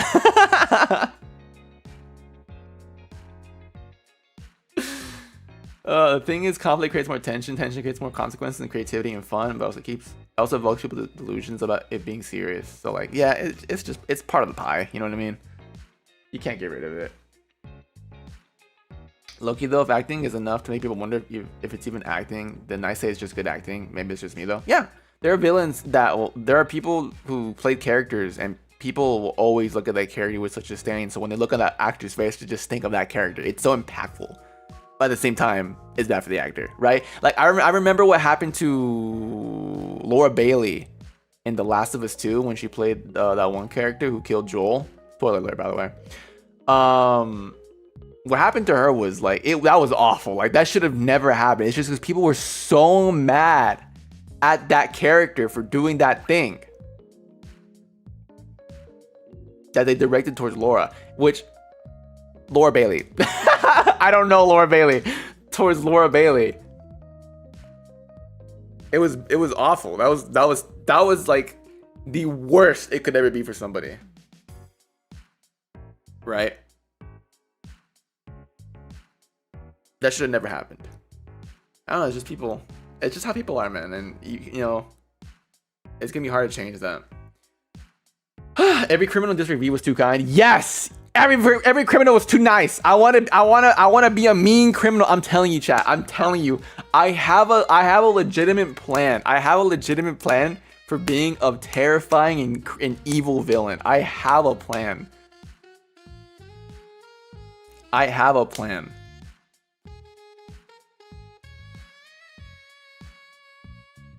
I want to get... The thing I regret that I wish I did more of was interact more with like FSP boys. But that's also probably the most fun and cathartic role for an actor. Yeah, I'm glad because they could just be me and stuff. Yes, would you be a gang boss? I want to be the boss. I want to be the leader. I want to be the leader. I really do. Okay, I want to get out. The one thing I regret again is that I didn't talk to the FSP boys in RP as much because one, I was a cop, so I was always busy, and two, none of them were a cop with me, or they were doing their own thing, right? So I want to include at least a few of them, right, to be part of like this gang that I want to do, because it's easier for us to communicate, and I want to be the most, not terrifying, but like we're everywhere, like you don't know where we are.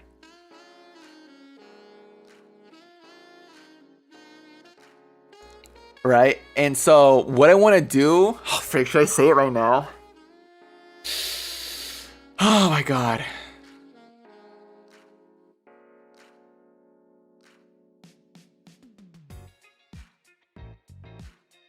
I want to keep it to myself.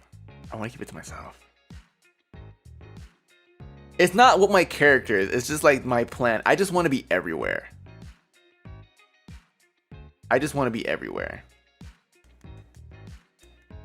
That's all I want to do. And if we ever do it, if I can enact it, then you'll see what I mean when I say I want to be everywhere. Because it'll give chance for people to not feel tied down. You'll see what I mean, though. You'll see what I mean. I'm excited, though. It's because I just need everyone on page. I need everyone on the same page.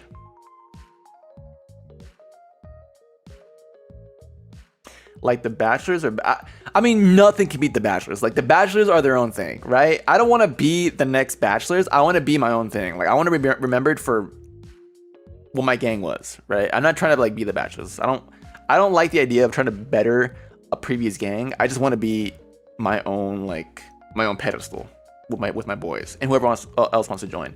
I think a few of them, maybe not all of them, but a few of them. But I think it'd be easier for us to coordinate if it was just FSP.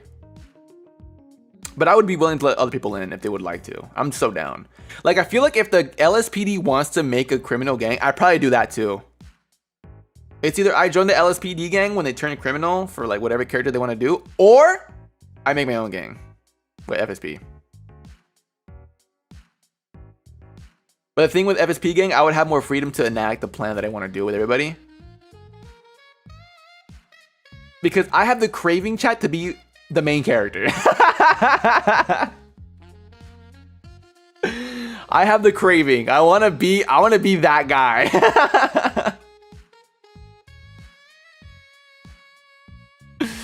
I want to be that guy. I'm craving it, man.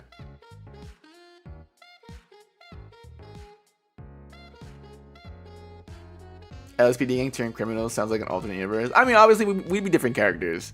But like, if like the people who are in the LSPD want to be criminals, I would so join that. Honestly, I think we'd be fun because we have like structure now. Like we understand and everything. The opposite to Roswell, exactly. I would love to do that. It'd be so fun. Cause like I know now, like I understand like the whole gimmick or like the whole thing about being a criminal, or not being a criminal, being police, and so I can use that again to like enhance the stories and stuff. And I think people were just scared, man, of being a criminal, because like I didn't realize until now like the police are scary, especially if you don't have like a good getaway vehicle or like a good plan or anything. It's scary, man. It's terrifying.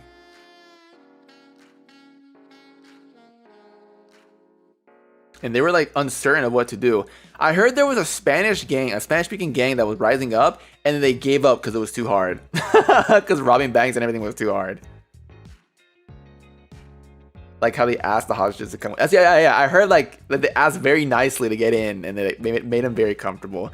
And I get that. I understand you want to be mean to somebody, because you know all of us in the server, we aren't inherently evil. Like we aren't mean. We try to be nice, right? But I feel like I don't know, the immersion of it is just gone. If it was me, I'd be like, get in the car, ah! You know what I mean?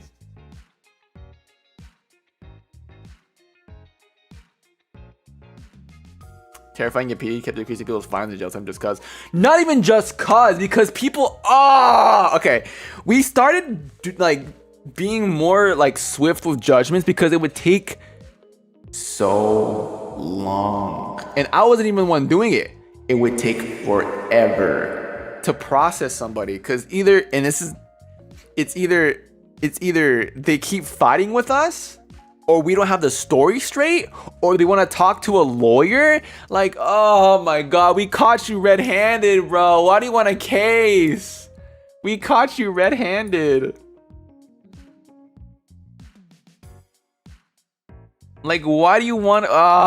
And so it was just awful. I'm so glad I didn't have to be in a court case, because I would have freaking clawed my eyes out, man. How does it feel knowing people were scared of you during a chase? It feels so good. You have no idea. It feels so good.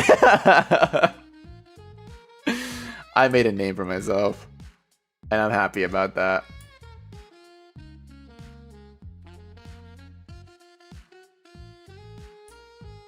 I think in other servers, criminals don't get to fight back against their charges just to avoid those dragging interactions. Yeah, I understand why. It's just so much, bro. It takes so much. If it's like a case where it's like, it's not even like crime related in the sense, it's much more like a civil matter for like different reasons or whatever, I feel like that would be fun. If it's not like a clear cut, like you committed this crime, it's more like this happened and this happened and in turn this happened. If it's like layered, I think it'd be fun. But again, like it just depends. It just depends. But yeah, that's why we started being more lenient with times and everything, because like one, we don't want to waste our time, and two, we don't want to waste your time. So 30-minute court case versus 10-minute in prison. It's not even that. It took like 5 hours to get through a court case.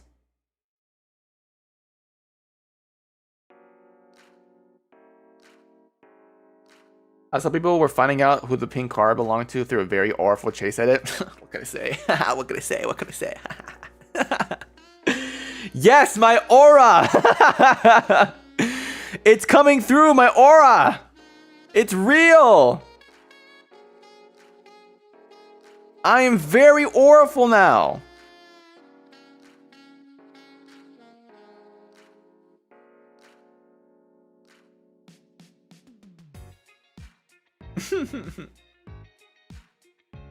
The court cases were at the very least an hour long, pretty much. Yeah, they were long, man. They were long. A small part of me wished you upgraded pink sooner than day 11. Yeah, I mean, I was trying to hold back because I heard a lot of like how the cars were like very, very super crazy, like what's the word? Overpowered. And they upgraded them again. They upgraded them, and then I was like, okay, I don't think there's any need for me to upgrade my car at all. And then they nerfed them. And I was like, oh frick. And it went to a way where it's like I was uncomfortable with the way it handled. I was so used to the way it handled prior, and then they changed it again. I got unused to it again, and it like messed up my whole vibe. And so I have to upgrade my car. There's just no way. But hey, upgraded pink, and then they turned out to be a beast. The aura was a roller coaster for Chase. Oh my god. Yeah.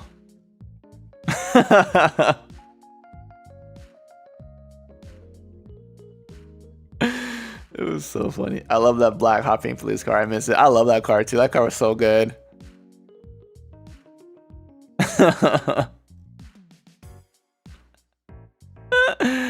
It was so good, man.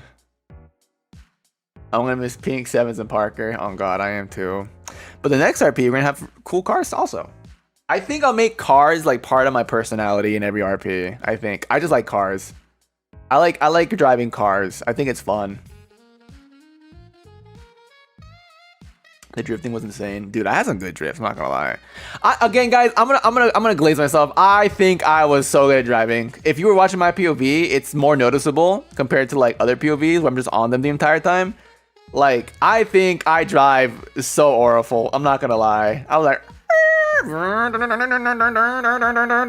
there was that jump. I think during the Humane Labs thing, I was gonna mess that up, and then someone pushed me.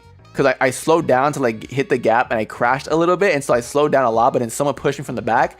Whoever that was, thank you so much. I needed that. You literally saved my aura. I'm not going to lie. You saved my aura.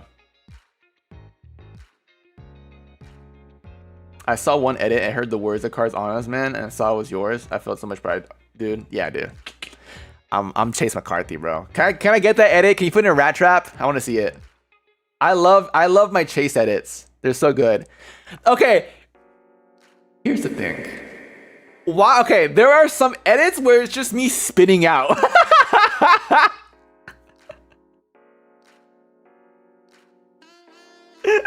There were a few edits where they include clips of me spitting out. Why are you doing that? Include my cool, awesome drifts, man.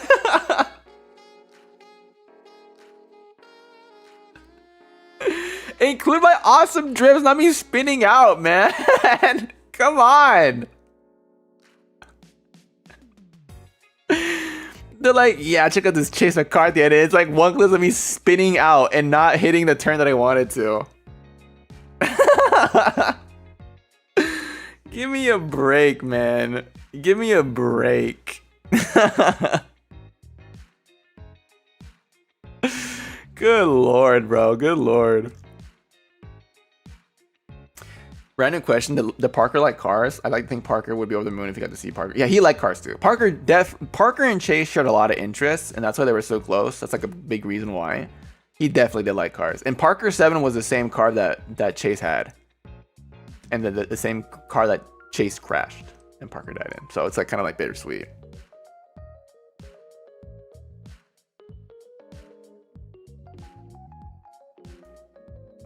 Yeah.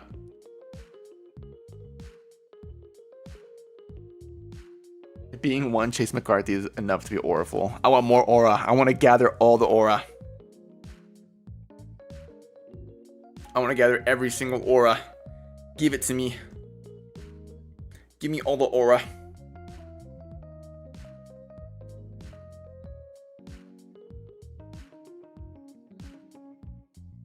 Like Pokemon. Give me. I'm gonna aura them all. I'm gonna aura form.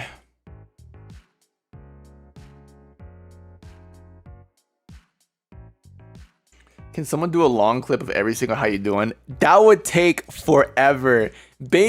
Purely based on the fact that I know how often I said how you doing, that would take forever. That would take forever. Equip the aura share to keep him humble.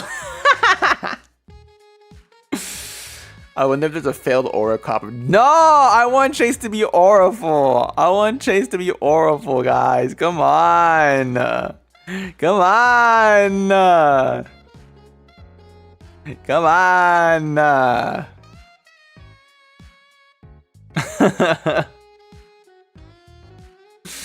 How you doing? How you doing? We can't all get what we want. Damn, you hate me. Whatever. Did you know there's already edit of the LSPD bad boys? Where? Where? Give it to me, Rat Trap. I need to see it.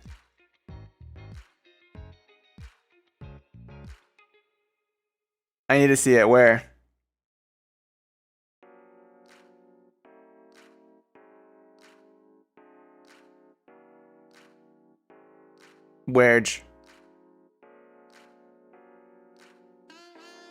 Where? I need it. I'm looking for it right now. I need to see it. Where the frick is it? Where the frick is it? Where the frick is it? Where the frick is it? Where the frick is it? Where the frick is it? I'm waiting. I'm going to the Rat Trap right now. I don't see it. I don't see it.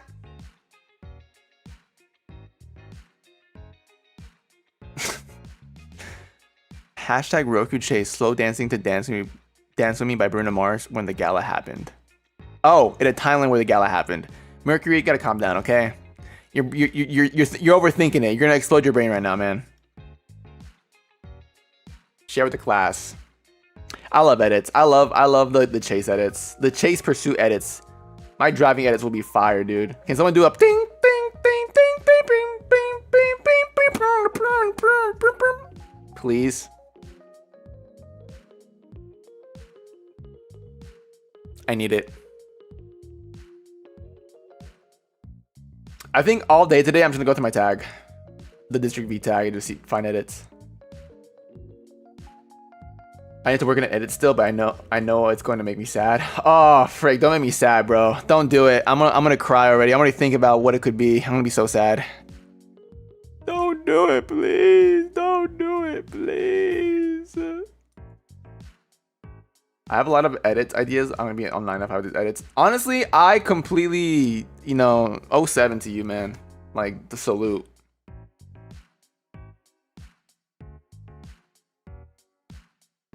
All the editors, all the edits that people are making, thank you so much. I really appreciate it. I was mentioned? Yeah, you were. Unless it was not you. With your Roku Chase brain rotting. Yeah, if you're making edits right now or you're like in the middle of it or you've already posted some, thank you so much and thank you for your hard work. I love to see them. I love watching them. It was so fun. Someone made a website. Hold on. I gotta find it. It was in the PD chat. Give me one sec.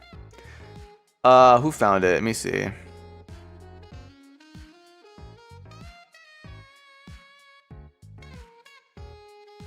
Someone made like a database. Did you guys see that? Where is it? Yeah, someone made a database where they compile profiles and like characters and events and stuff. It's like district-v-archive.pages.dev. This is so sick. I'm like looking at it right now. It is so cool. I like the network analysis part. It's so cool to me.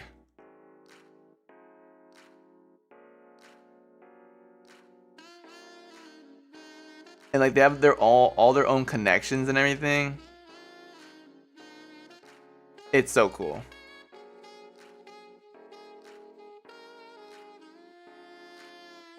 It's really dope.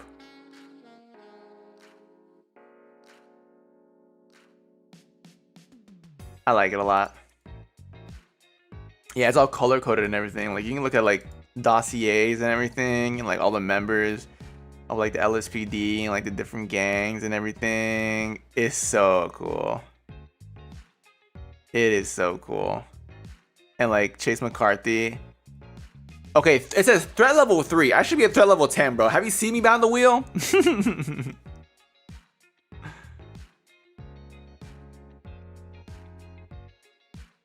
Okay, they keep saying customize hot pink uniform. I don't have a uniform that's hot pink.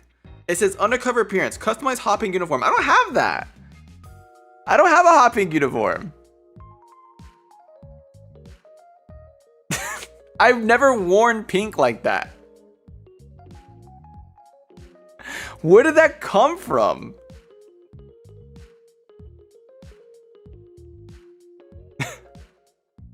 Where did that appear from? I don't understand.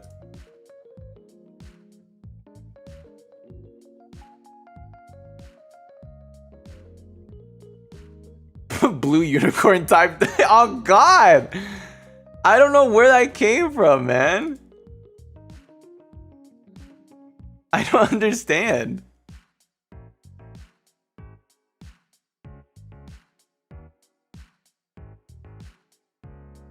The awesome blue cannon for real. It's the blue. Wait, what is it? The blue unicorn was just a misunderstanding. Yeah, I figured that out. It was never real. I think that might have been from the TV tropes page I made. My bad. Wow, fix it. No, I'm kidding. Wow, no, but it's a really cool episode. I really like it a lot. I'm down with the sickness. What is this? Oh, this is like another edit. I'm not part of it. Rip. I want to be part of every edit. I want to be in every single edit. I want to be in every single edit that people make. I want to be in every edit. This freaking blows. I mean, every single edit. Every single one of them. Love that blue candy. Love that blue candy, bro. Tastes like blue raspberry. Hands in the air. You're under arrest for candy possession and trafficking. Put your hands in the air.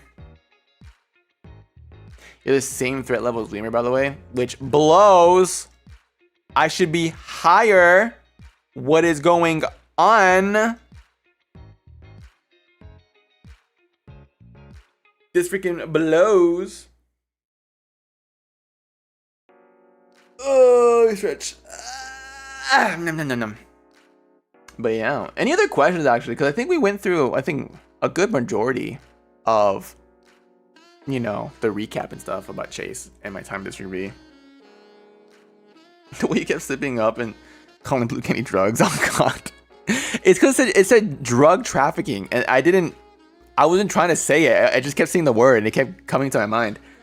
So I mentioned that Marcus would listen to the voice messages Chase left them. Would Chase meet Marcus if he contacted him? Would he tell Roku about this or do it in secret? He promised to do it in secret, so he'd probably do it in secret. Does Chase actually think Mac is alive? He does. He does.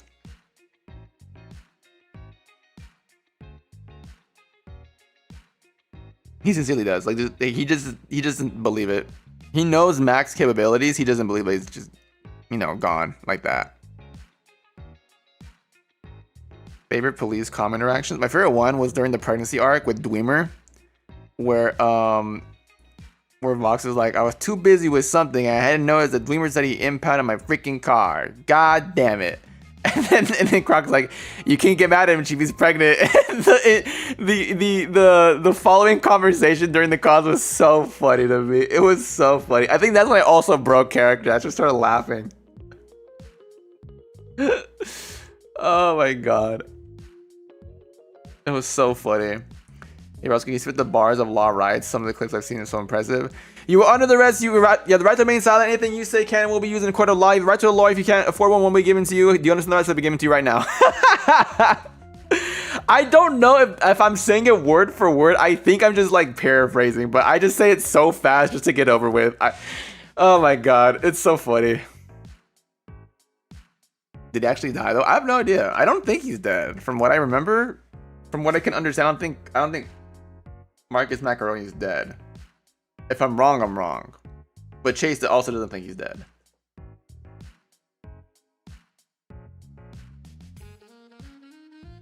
It's giving medicine commercial. I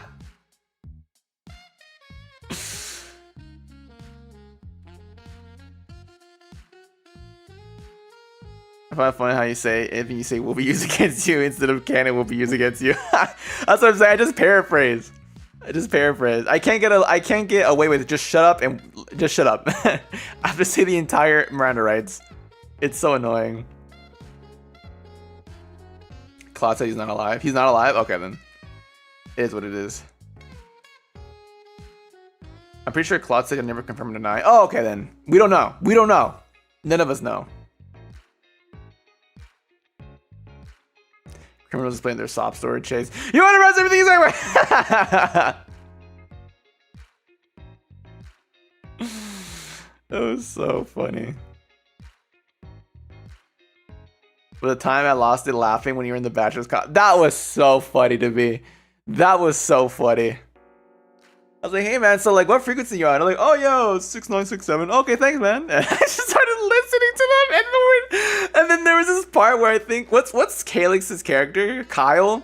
Kyle was like, they're at the Fuente Blanca. We're leaked? And I'm laughing like, why are they surprised? I gave away my my presence in the radio chat. I know where they are. I'm telling them right now.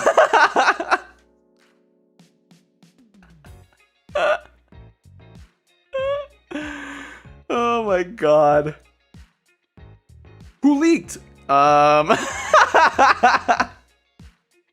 Me.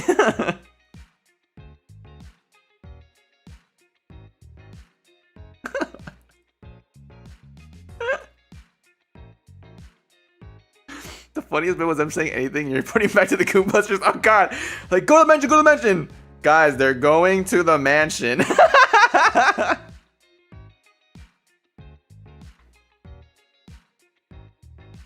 It was so funny. I was laughing so much when Kyle kept giving his cores later on and you found out their frequency and kept reporting it in the GZ. Yeah, because Jimmy gave it to me. Jimmy gave me the backup frequency.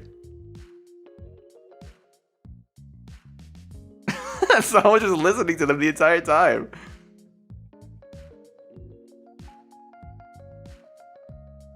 I love the Goombusters group chat became actually important. Oh god, it became just a funny little group chat between all of us and then it just became like work.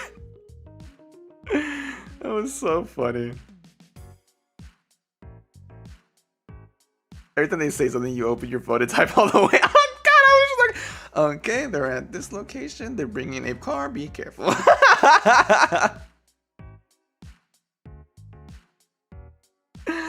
That was so funny, bro. That's so funny. I literally gave away the position. I was just like, doo, doo, doo, doo, doo, doo. And then Prophet's like, sorry, I can't give you the frequency because they said. I was like, I was just repeating what they were saying, bro. I was just repeating what they were saying.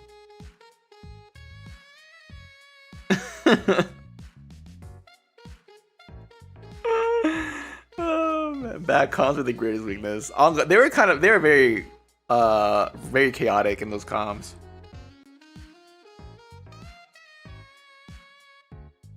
Would have loved to see what would happen if Chase went through with imitating Jimmy on comms. I forgot I was gonna do that. I completely forgot. That part was so funny. Prophet Margins is like such a chaotic character. It's hilarious. It is to the point where it's just like, what was his point? What was the point of his character? It was so random and chaotic.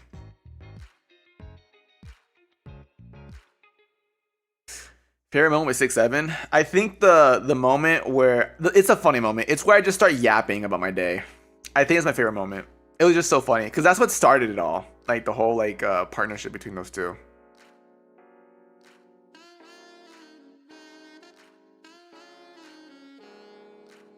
I think it was very fun. You're slow. Yeah, I think that was my favorite bit, or my favorite moment. Specifically that.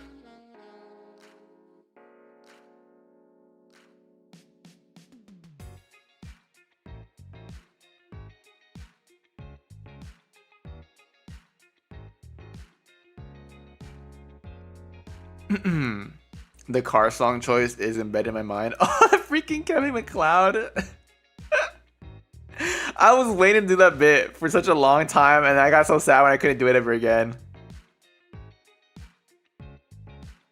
We in the car, we're going really far. Did you know not supposed to repeat about Chase yapping so much he had to speed up the edit? Yeah, I did. I saw it. I think it was so funny. Would you tend to have been able to play Dead Meat? Not if...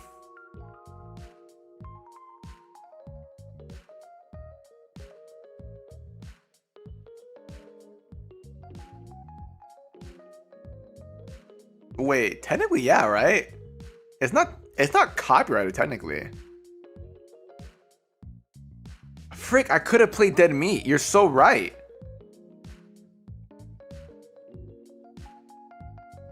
Oh my god, I could have spread the word of dead meat to the entire server, and everyone would have listened to dead meat. Frick! I missed on my chance. Okay, next time. I'll make dead meat my criminal characters mixtape, and then everyone will play it.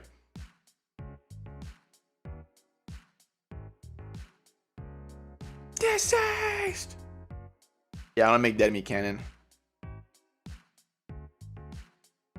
Fitting for a criminal role. Yeah, it is. I'll just play dead meat. That's my theme song.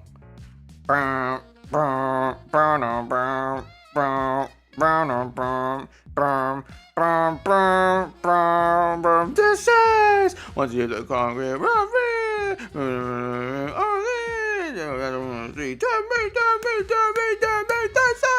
Once you hit the concrete.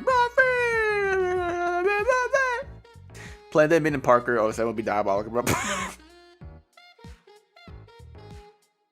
would have been so bad. That would have been so funny. Just have a blast anytime you want to make an oriful entrance. That'd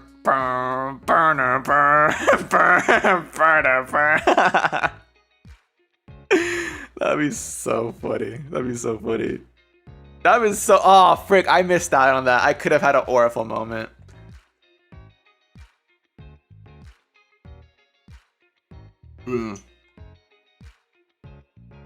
Yeah. Oh man, I think the one thing I do regret again also is not being part of like half the chases, even though that's my thing. I remember like the first few days I missed out a lot on chases because of my schedule. Like all the fun stuff was always happening when I wasn't around, and so I got mad FOMO. I got mad FOMO, and I was like, Madisons, I need to play all day, every day. They're like, no. Give me 2 streams and we're good. I'm like, okay. I'll do it. Oh man, I missed the shootout. I missed the really fun chases. And I was like, ah, frick, now I gotta be on. And then I got my chases. I got what I wanted. So I'm happy with that. I got what I wanted. So I'm good to go. Yeah.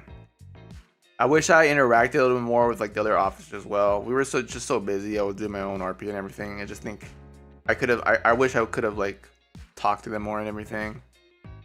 What else? Talk to more people. I felt like I was also, even though I was like around all the time, I feel like I didn't really get to know anybody besides like the officers and like a few select citizens. You know what I mean?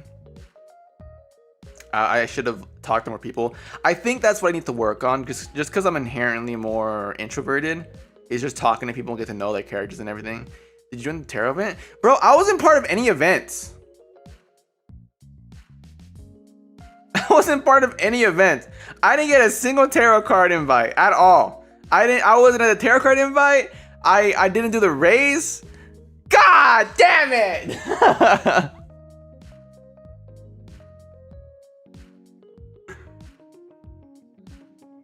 I didn't do any of the fun stuff, bro. I'm mad. I didn't even go to the island. I didn't even go to the island that everyone went to. I didn't even know that existed. You did the car show, kind of. Yeah, kind of, and then I had to dip. Because freaking Orly was missing.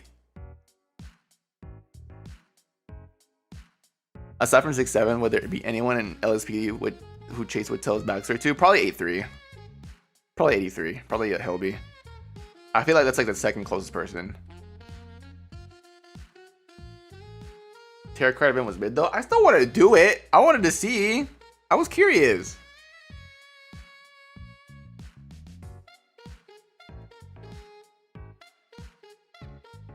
I know it's kind of a matter of circumstances, but I feel like only talking to a select few people tracks for Chase. Yeah, I guess. Like, it means closed off. I just wish I could talk to more people. That's the whole point of the server, is to talk to people. If you did conflict, which officer would Chase clash with the most? Unironically 6-7. If I lean more towards conflict, I think 6-7 would probably be the one I would fight with the most.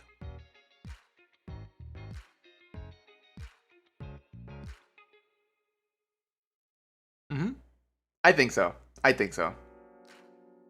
Because the way they handle things, they handle the grief is vastly different. It is vastly different. So I think it would end up being. I don't want to say it.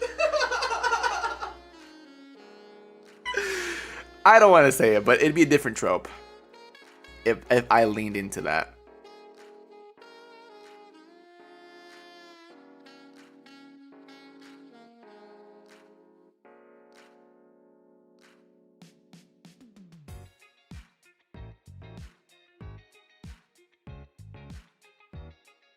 Oh yeah, I see. What trope? Don't worry about it, man. Frick. People figured it out already. Oh my god.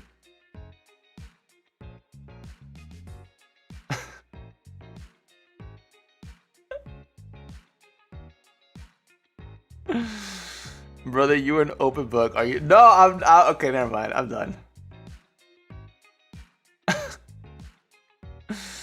Oh my god.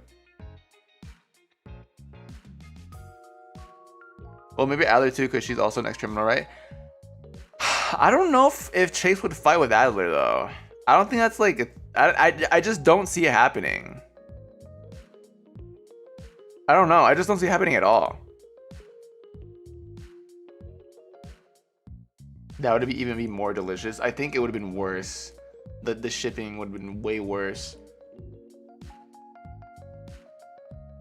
compared to what we have now.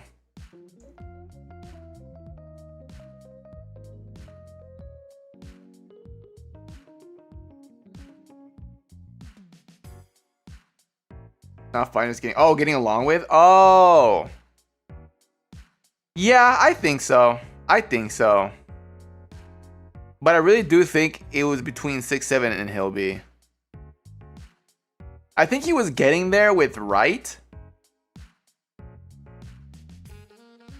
And he was coming to an understanding with the Chief. Like, I feel like Chief and Chase were getting more onto common ground.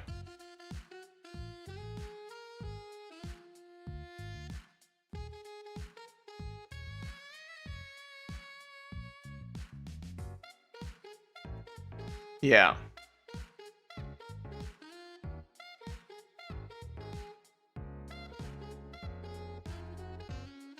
I like the bit of conflict with Solomon. That's cool, Chief. Yeah, yeah, ice cold. Yeah, I think that was a very good. I guess not starting point, but like, it was like the beginning of like, I'm beginning to see Chief less as an authoritative figure and more of like a common man type thing. Like, it started getting to that point.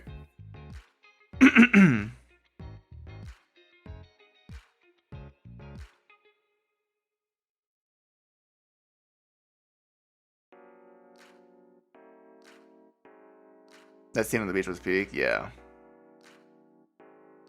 Honestly, I think everyone did pretty well in the LSPD in terms of roleplay, like to their own capacity, right? Again, I want like huge shout out. Huge shout out to like those who stayed back and did like admin work, like Muscat and Meaners and all them. Shout out, because I did not want to do that.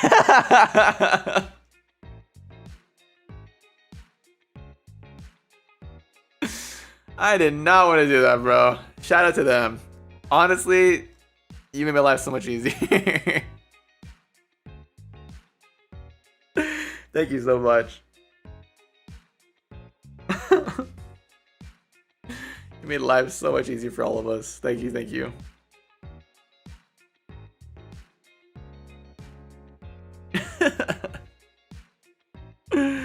Oh my god. I love it. We can hear cervical voice wavering, but it was still being cold to Chase at that moment. Yeah, I could hear it too. I could hear it. I think Vox did a good job in like sort of showing off that that sort of the emotion peeking through Solomon in that moment with the ums and uhs and like the more subtle or quieter nature than he usually is. I think he made it very apparent that he was being like he was troubled by this, but didn't want it to show and wanted to keep being professional about it. And so then Chase caught on to that. Yeah. Maya talked about how she was happy to stay back so those who had intense RP could expand their story. It was so sweet. Yeah, I feel bad because I don't know if Maya wanted to do something of her own, like her own RP. I feel a little bad. But if she was okay with it, then I guess I can't, you know, I shouldn't dwell on it. But like honestly, like huge thank you to them for staying back and doing admin work, because I could not handle that. Dealing with people as these goofy characters and then doing stupid things and making me so, oh my god, like that bus thing. Oh my god. It was funny, but like Jesus, man, I could not do anything about it, and they kept crashing into cars. It was awful. And it turns out I was on whisper the entire time, so they couldn't even hear me.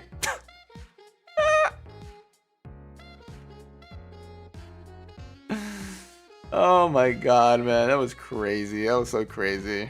Yeah, I was on whisper the entire time, so they couldn't hear me. Like yelling, stop the car, stop the car. They couldn't hear me. The way your car vanished when they first hit you was gold. Oh my god, bro. Anything but the cars, bro. Please, anything but the cars, for God's sake, man. Don't hit my car. That's the last thing you want to do. Imagine if Parker was there. I would have crashed out. If my Parker 07 car was there, I would have crashed out. Heavy. Heavy, heavy.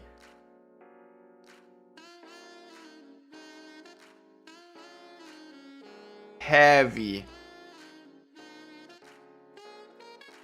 It would have been bad.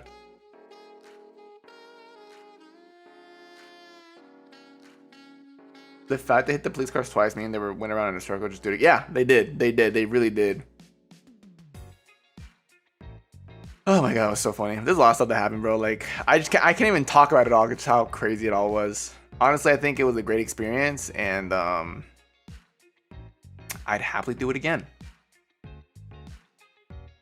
I remember you slammed your car's horn in sheer frustration a couple times. Was that a you thing or a Chase thing? That was a Chase thing. That was a Chase thing.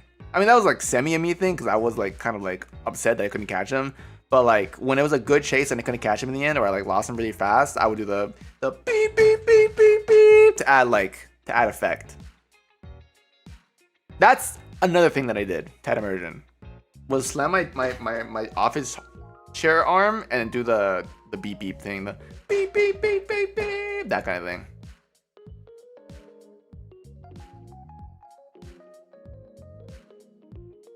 There's a clip of where you and Hill are racing back in PD and it's raining. I almost won, by the way. They used nitro. And I didn't stop in time to drift.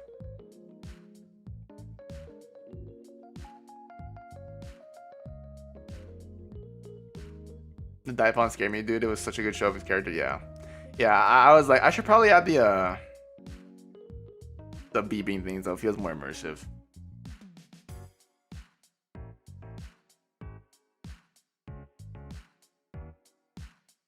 If others managed to get chased into the police chase where you've been the one being chased, would you be able to act that out? I would have. I was ready to. I had an idea of what I wanted to show off. Like, I know what a panic attack looks like. Right? I know what it looks like. I know what it sounds like. Right? And so I'm pretty sure I could pull it off.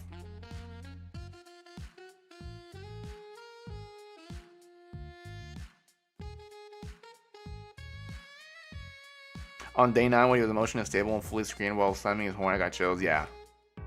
Yeah, I think all the built-up frustration in Chase was like, it was ready to like get let out, man. He was so out of it that day. Day 9 was a tough day, man. Day 9 was a tough day.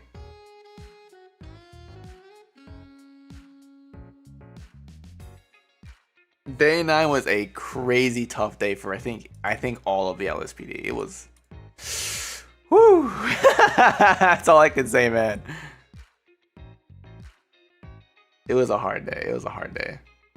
Bro, we just kept getting crimes back to back. Yeah, and that was the day after I said, man, I want to be part of more things. And then day 9 hits, boom, boom, boom, boom, boom, like nothing, bro.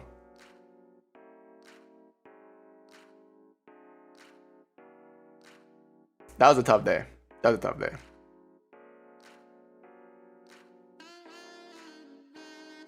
Yeah, we were in the trenches, dude. We were in the trenches. Hard day for all of us, honestly.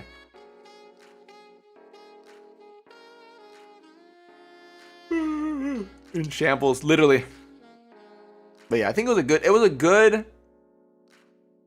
what's the word? It was a good way to showcase the frustrations of Chase and everything and just add more to his character. A lot of the frustrations and troubles that I had, I just used to add more to Chase's character. You know, it was fun though. I liked it. It was really fun. Oh man, I can't wait for if we ever do a District V2. I'm excited for that as well. Like I did this after VCraft. I'm like making new characters in my head to see what I can do as like a criminal. Like what would be a cool thing to do for a criminal? Like what kind of backstory should I do? Like what kind of story should I portray as a criminal? At least you were chasing people, like gas. I guess. Oh my god, but yeah. I'm excited. I'm excited. I still have the giddiness to play more GTA. I might just load up a GTA world for myself and just try all the cars to see which one I like the most. So I just know which one I'm gonna get immediately whenever this happens ever again. Kai, thank you, so many moments and different experiences from everyone, but one thing everyone on the server can agree on is freak the locals and bubbles. Oh my god, the locals and the bubbles. Good Christ, man. Let me tell you about that. The bubbles were something that, you know, it was unfortunate. It was so unfortunate. The lag and the bubbles during chases made chases, you know, less intense because of just how much at a disadvantage we are as police, because we are very reactionary. We are very reactionary, and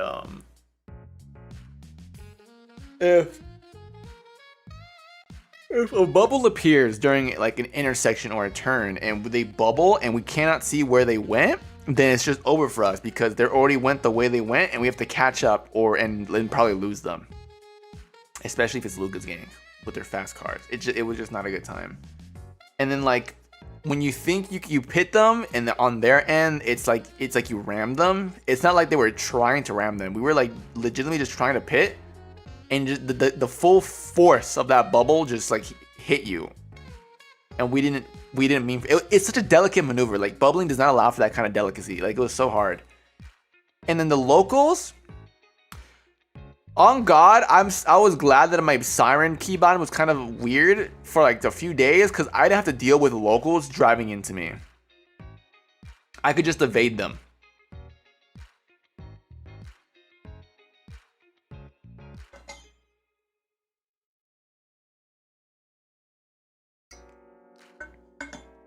A random local that would teleport into you. Oh, that too. Oh my god, that was so annoying. The one thing that also annoyed me was those freaking light poles or traffic light poles that would collapse out of nowhere. Like nothing hit them, they would just collapse.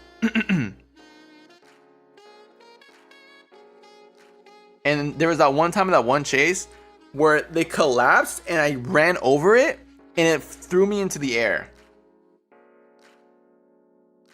It just threw me into the air and flipped my car, and luckily I got back on my wheels. But that was so annoying. And the shots fired thing. Yeah, the shots fired was so annoying at the pier. Oh my god, dude. That was the most annoying thing ever. That was the most annoying thing ever, dude. Shots fired. Shots fired. It's at the pier. Shots fired. It's at the shooting range. Shots fired. Oh my god. But yeah, it is what it is though. It's just the job. But yeah, it was fun. I think even though there was a bunch of, you know, there's issues, technical side and like, you know, misunderstandings here and there, I think it was a very fun experience overall.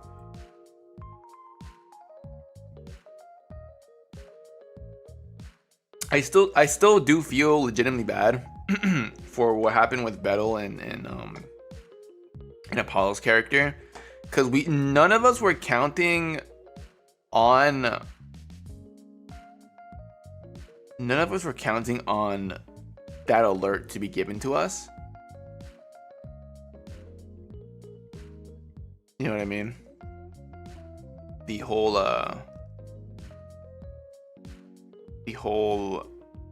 the police officer has been kidnapped alert. I was not expecting that, and so, you know, we reacted to it, and yeah. And I wasn't really trying to I wasn't trying to ram them. It was another bubble thing. I was just trying to tap them to get them to stop, because they weren't stopping. I was telling them to stop the car, and they would not stop. So I was trying to like tap them and pit them to get them to stop the car. But I guess I rammed them on their end. I was not meaning to do that. And then they started shooting at me, and I started dodging, and then there's just a whole freaking shootout going on. It was awful. It was awful. Oh my god.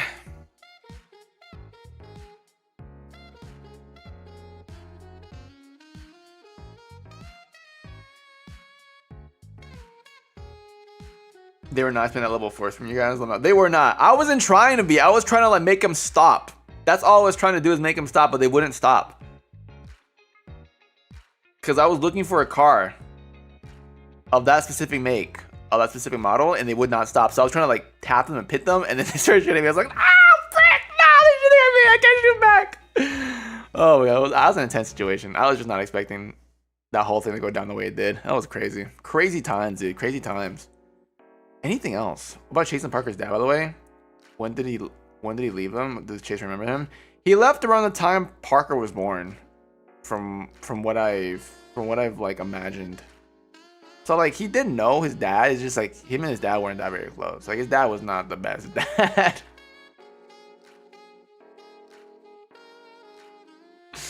His dad was not the best dad.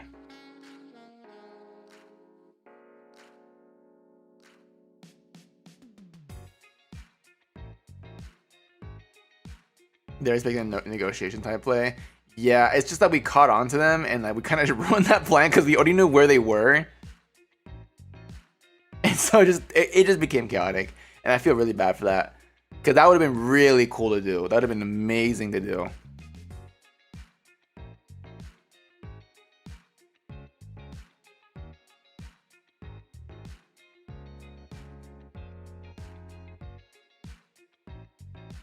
Beep beep beep beep beep beep beep beep beep beep beep beep beep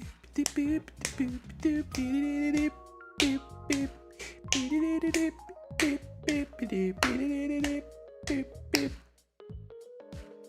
Yeah, that was fun though. That was a fun time. Ah man, Chase. Well guys, just to I guess do as a recap. District V will hold another place in my heart, similar to how VCraft did. I sincerely think RP events like this in a big server, I think, benefit everybody, and it was a great and amazing time to get to talk to people and, you know, learn about their characters and, you know, make new bonds with folks and get to, you know new people and, you know, have a good time, make a good story. And like, even though I feel like the story and the plot line in District V didn't end up as a combined whole as VCraft did, I feel like VCraft had like a main plot line in a sense. I do think that like, even if there wasn't a main plot line, I think all the plot lines that emerged from District V fully makes up for that. And I really like it. I really like doing this kind of thing. This kind of like, it's like almost a D&D campaign type thing going on. I really like this shared world that we all have in these RP events, and it's really fun to get together with a bunch of people and make this kind of thing. And I would gladly do it again. In a different role, right? Obviously, I think being a criminal would be very fun, and then like a next District V season 2. And even though it was stressful, even though it was hard at times, I think I know that I do not regret my decision to be a cop for my first GTRP. I went with my gut, I turned right, and I joined the LSPD. And I think that was a very good decision. I think I learned more about doing a GTRP, being a police officer, than I would have if I was just like a regular free citizen. Personally speaking. And so now that I will take that experience, and if we do a season 2, I will come back as a free citizen, become a criminal, and become a terror on Los Santos. What were your options? I mean, I could have been whatever I wanted, right? It's just that I chose LSPD first. Because they asked for more officers, and I was like, me. I want to be an officer, me. And so I chose a police officer. I could have been whatever I wanted. I just chose a police officer because they needed more. I wanted help. Yeah, I'm glad you guys liked Chase and were moved by his story. Playing Chase was definitely an experience for me. I think more so than Roswell. I still cry. I still was immersed as both characters. I just think Chase hit more for me, because it wasn't like a one-time like crash out or like emotional moment. It was multiple. Again, the constant aching pain. It was just, I could feel the grief every time. Did you have any other endings in mind for Chase? Yeah, like driving into the ocean or something. No, I did sincerely think that Chase deserved a happy ending. I sincerely thought Chase's only ending would have been a happy one. Now, whatever that happy ending was, I didn't know. But I just didn't think he would have any other ending besides the happy one. That's my sincerest thoughts. Is that you hate your OCs? You never want them to be happy. No, I always want them to be happy. I feel like Roswell's ending was like pretty bittersweet happy too.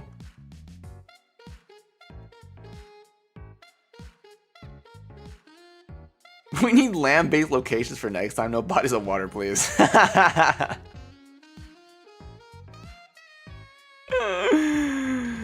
Your wish may not be granted. Who knows? Even now, this character's are banned from large bodies of water. I'm making my next character in VCraft entirely water-based. Entirely water-based. You cannot stop me. No! No, please, no! Oh my god. Oh, but yeah. I'll look back at District V and, and see it as a very amazing time in my life where I got to get fully immersed and become a great, amazing police officer and tell an amazing story for the masses. For those who haven't watched my POV yet and are here just because you're curious, I highly recommend you do. I'm proud of it. I am sincerely proud of how I portrayed Chase, especially in the latter days. In the latter half of the server, I think his story really began to bloom, and like all the things that he does and the way he acts become more apparent. The reasoning become more apparent. And yeah, I'm really proud of it. I think, again, like I said before, I think Chase is my best character as of yet. Yeah. So guys, I'm gonna call for today. It's been 3 hours. Enough yapping from me. If you guys haven't watched my POV, I highly recommend you do when you have time, obviously.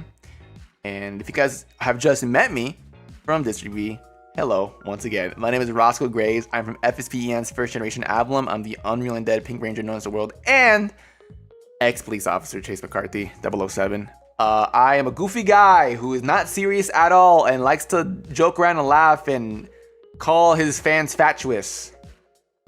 I play D&D. I play whatever game I feel like. I like racing games, unironically, even though I don't play them often. And I'm here for a great time. I also sing. I also rap. I make original songs. I write lyrics for my own songs and original group album songs sometimes. And yeah, I am glad you're here. And welcome in if you would like to stay. So yeah. If you guys also like D&D, I have 2 episodes of D&D out on my channel for Avallum. I made Avallum D&D. I have 2 episodes out. You should search D&D or Dungeons and Dragons in my live tab, and you'll find it. So if you guys want more roleplay from me, there's Bcraft, there's Dungeons and Dragons where I'm the DM, and yeah, that's pretty much it. All right, guys, I am gonna go because it's getting late and I'm hungry. I want food. I will see you guys tomorrow for the 70K unarchived karaoke. We're gonna celebrate 70K subscribers. So if you want to be there, it's gonna be at 5 p.m. PST. And then later today, actually, I'm gonna be joining a quick little Zatsu with Altus. He's gonna have his Balloon Day Zatsu. I think I'm gonna be there like at 8:30, I think. So if you guys want to be there and see me again, I will be there. And yeah, that's pretty much it. This is Rosco Graves, Rosco 2. Hasta la Rosco. Matanajane. This is 007 going 1042. Bye bye.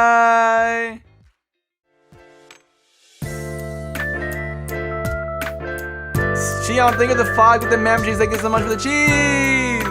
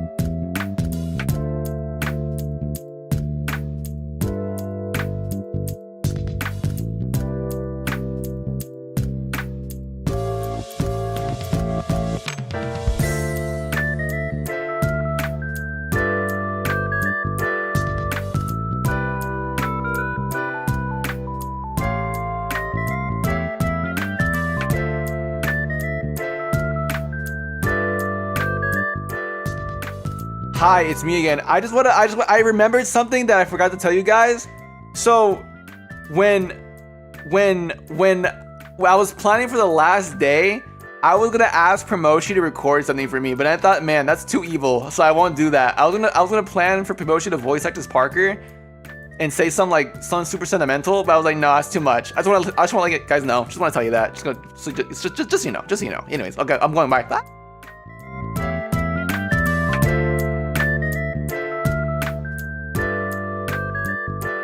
I know I'm sick and evil, bro.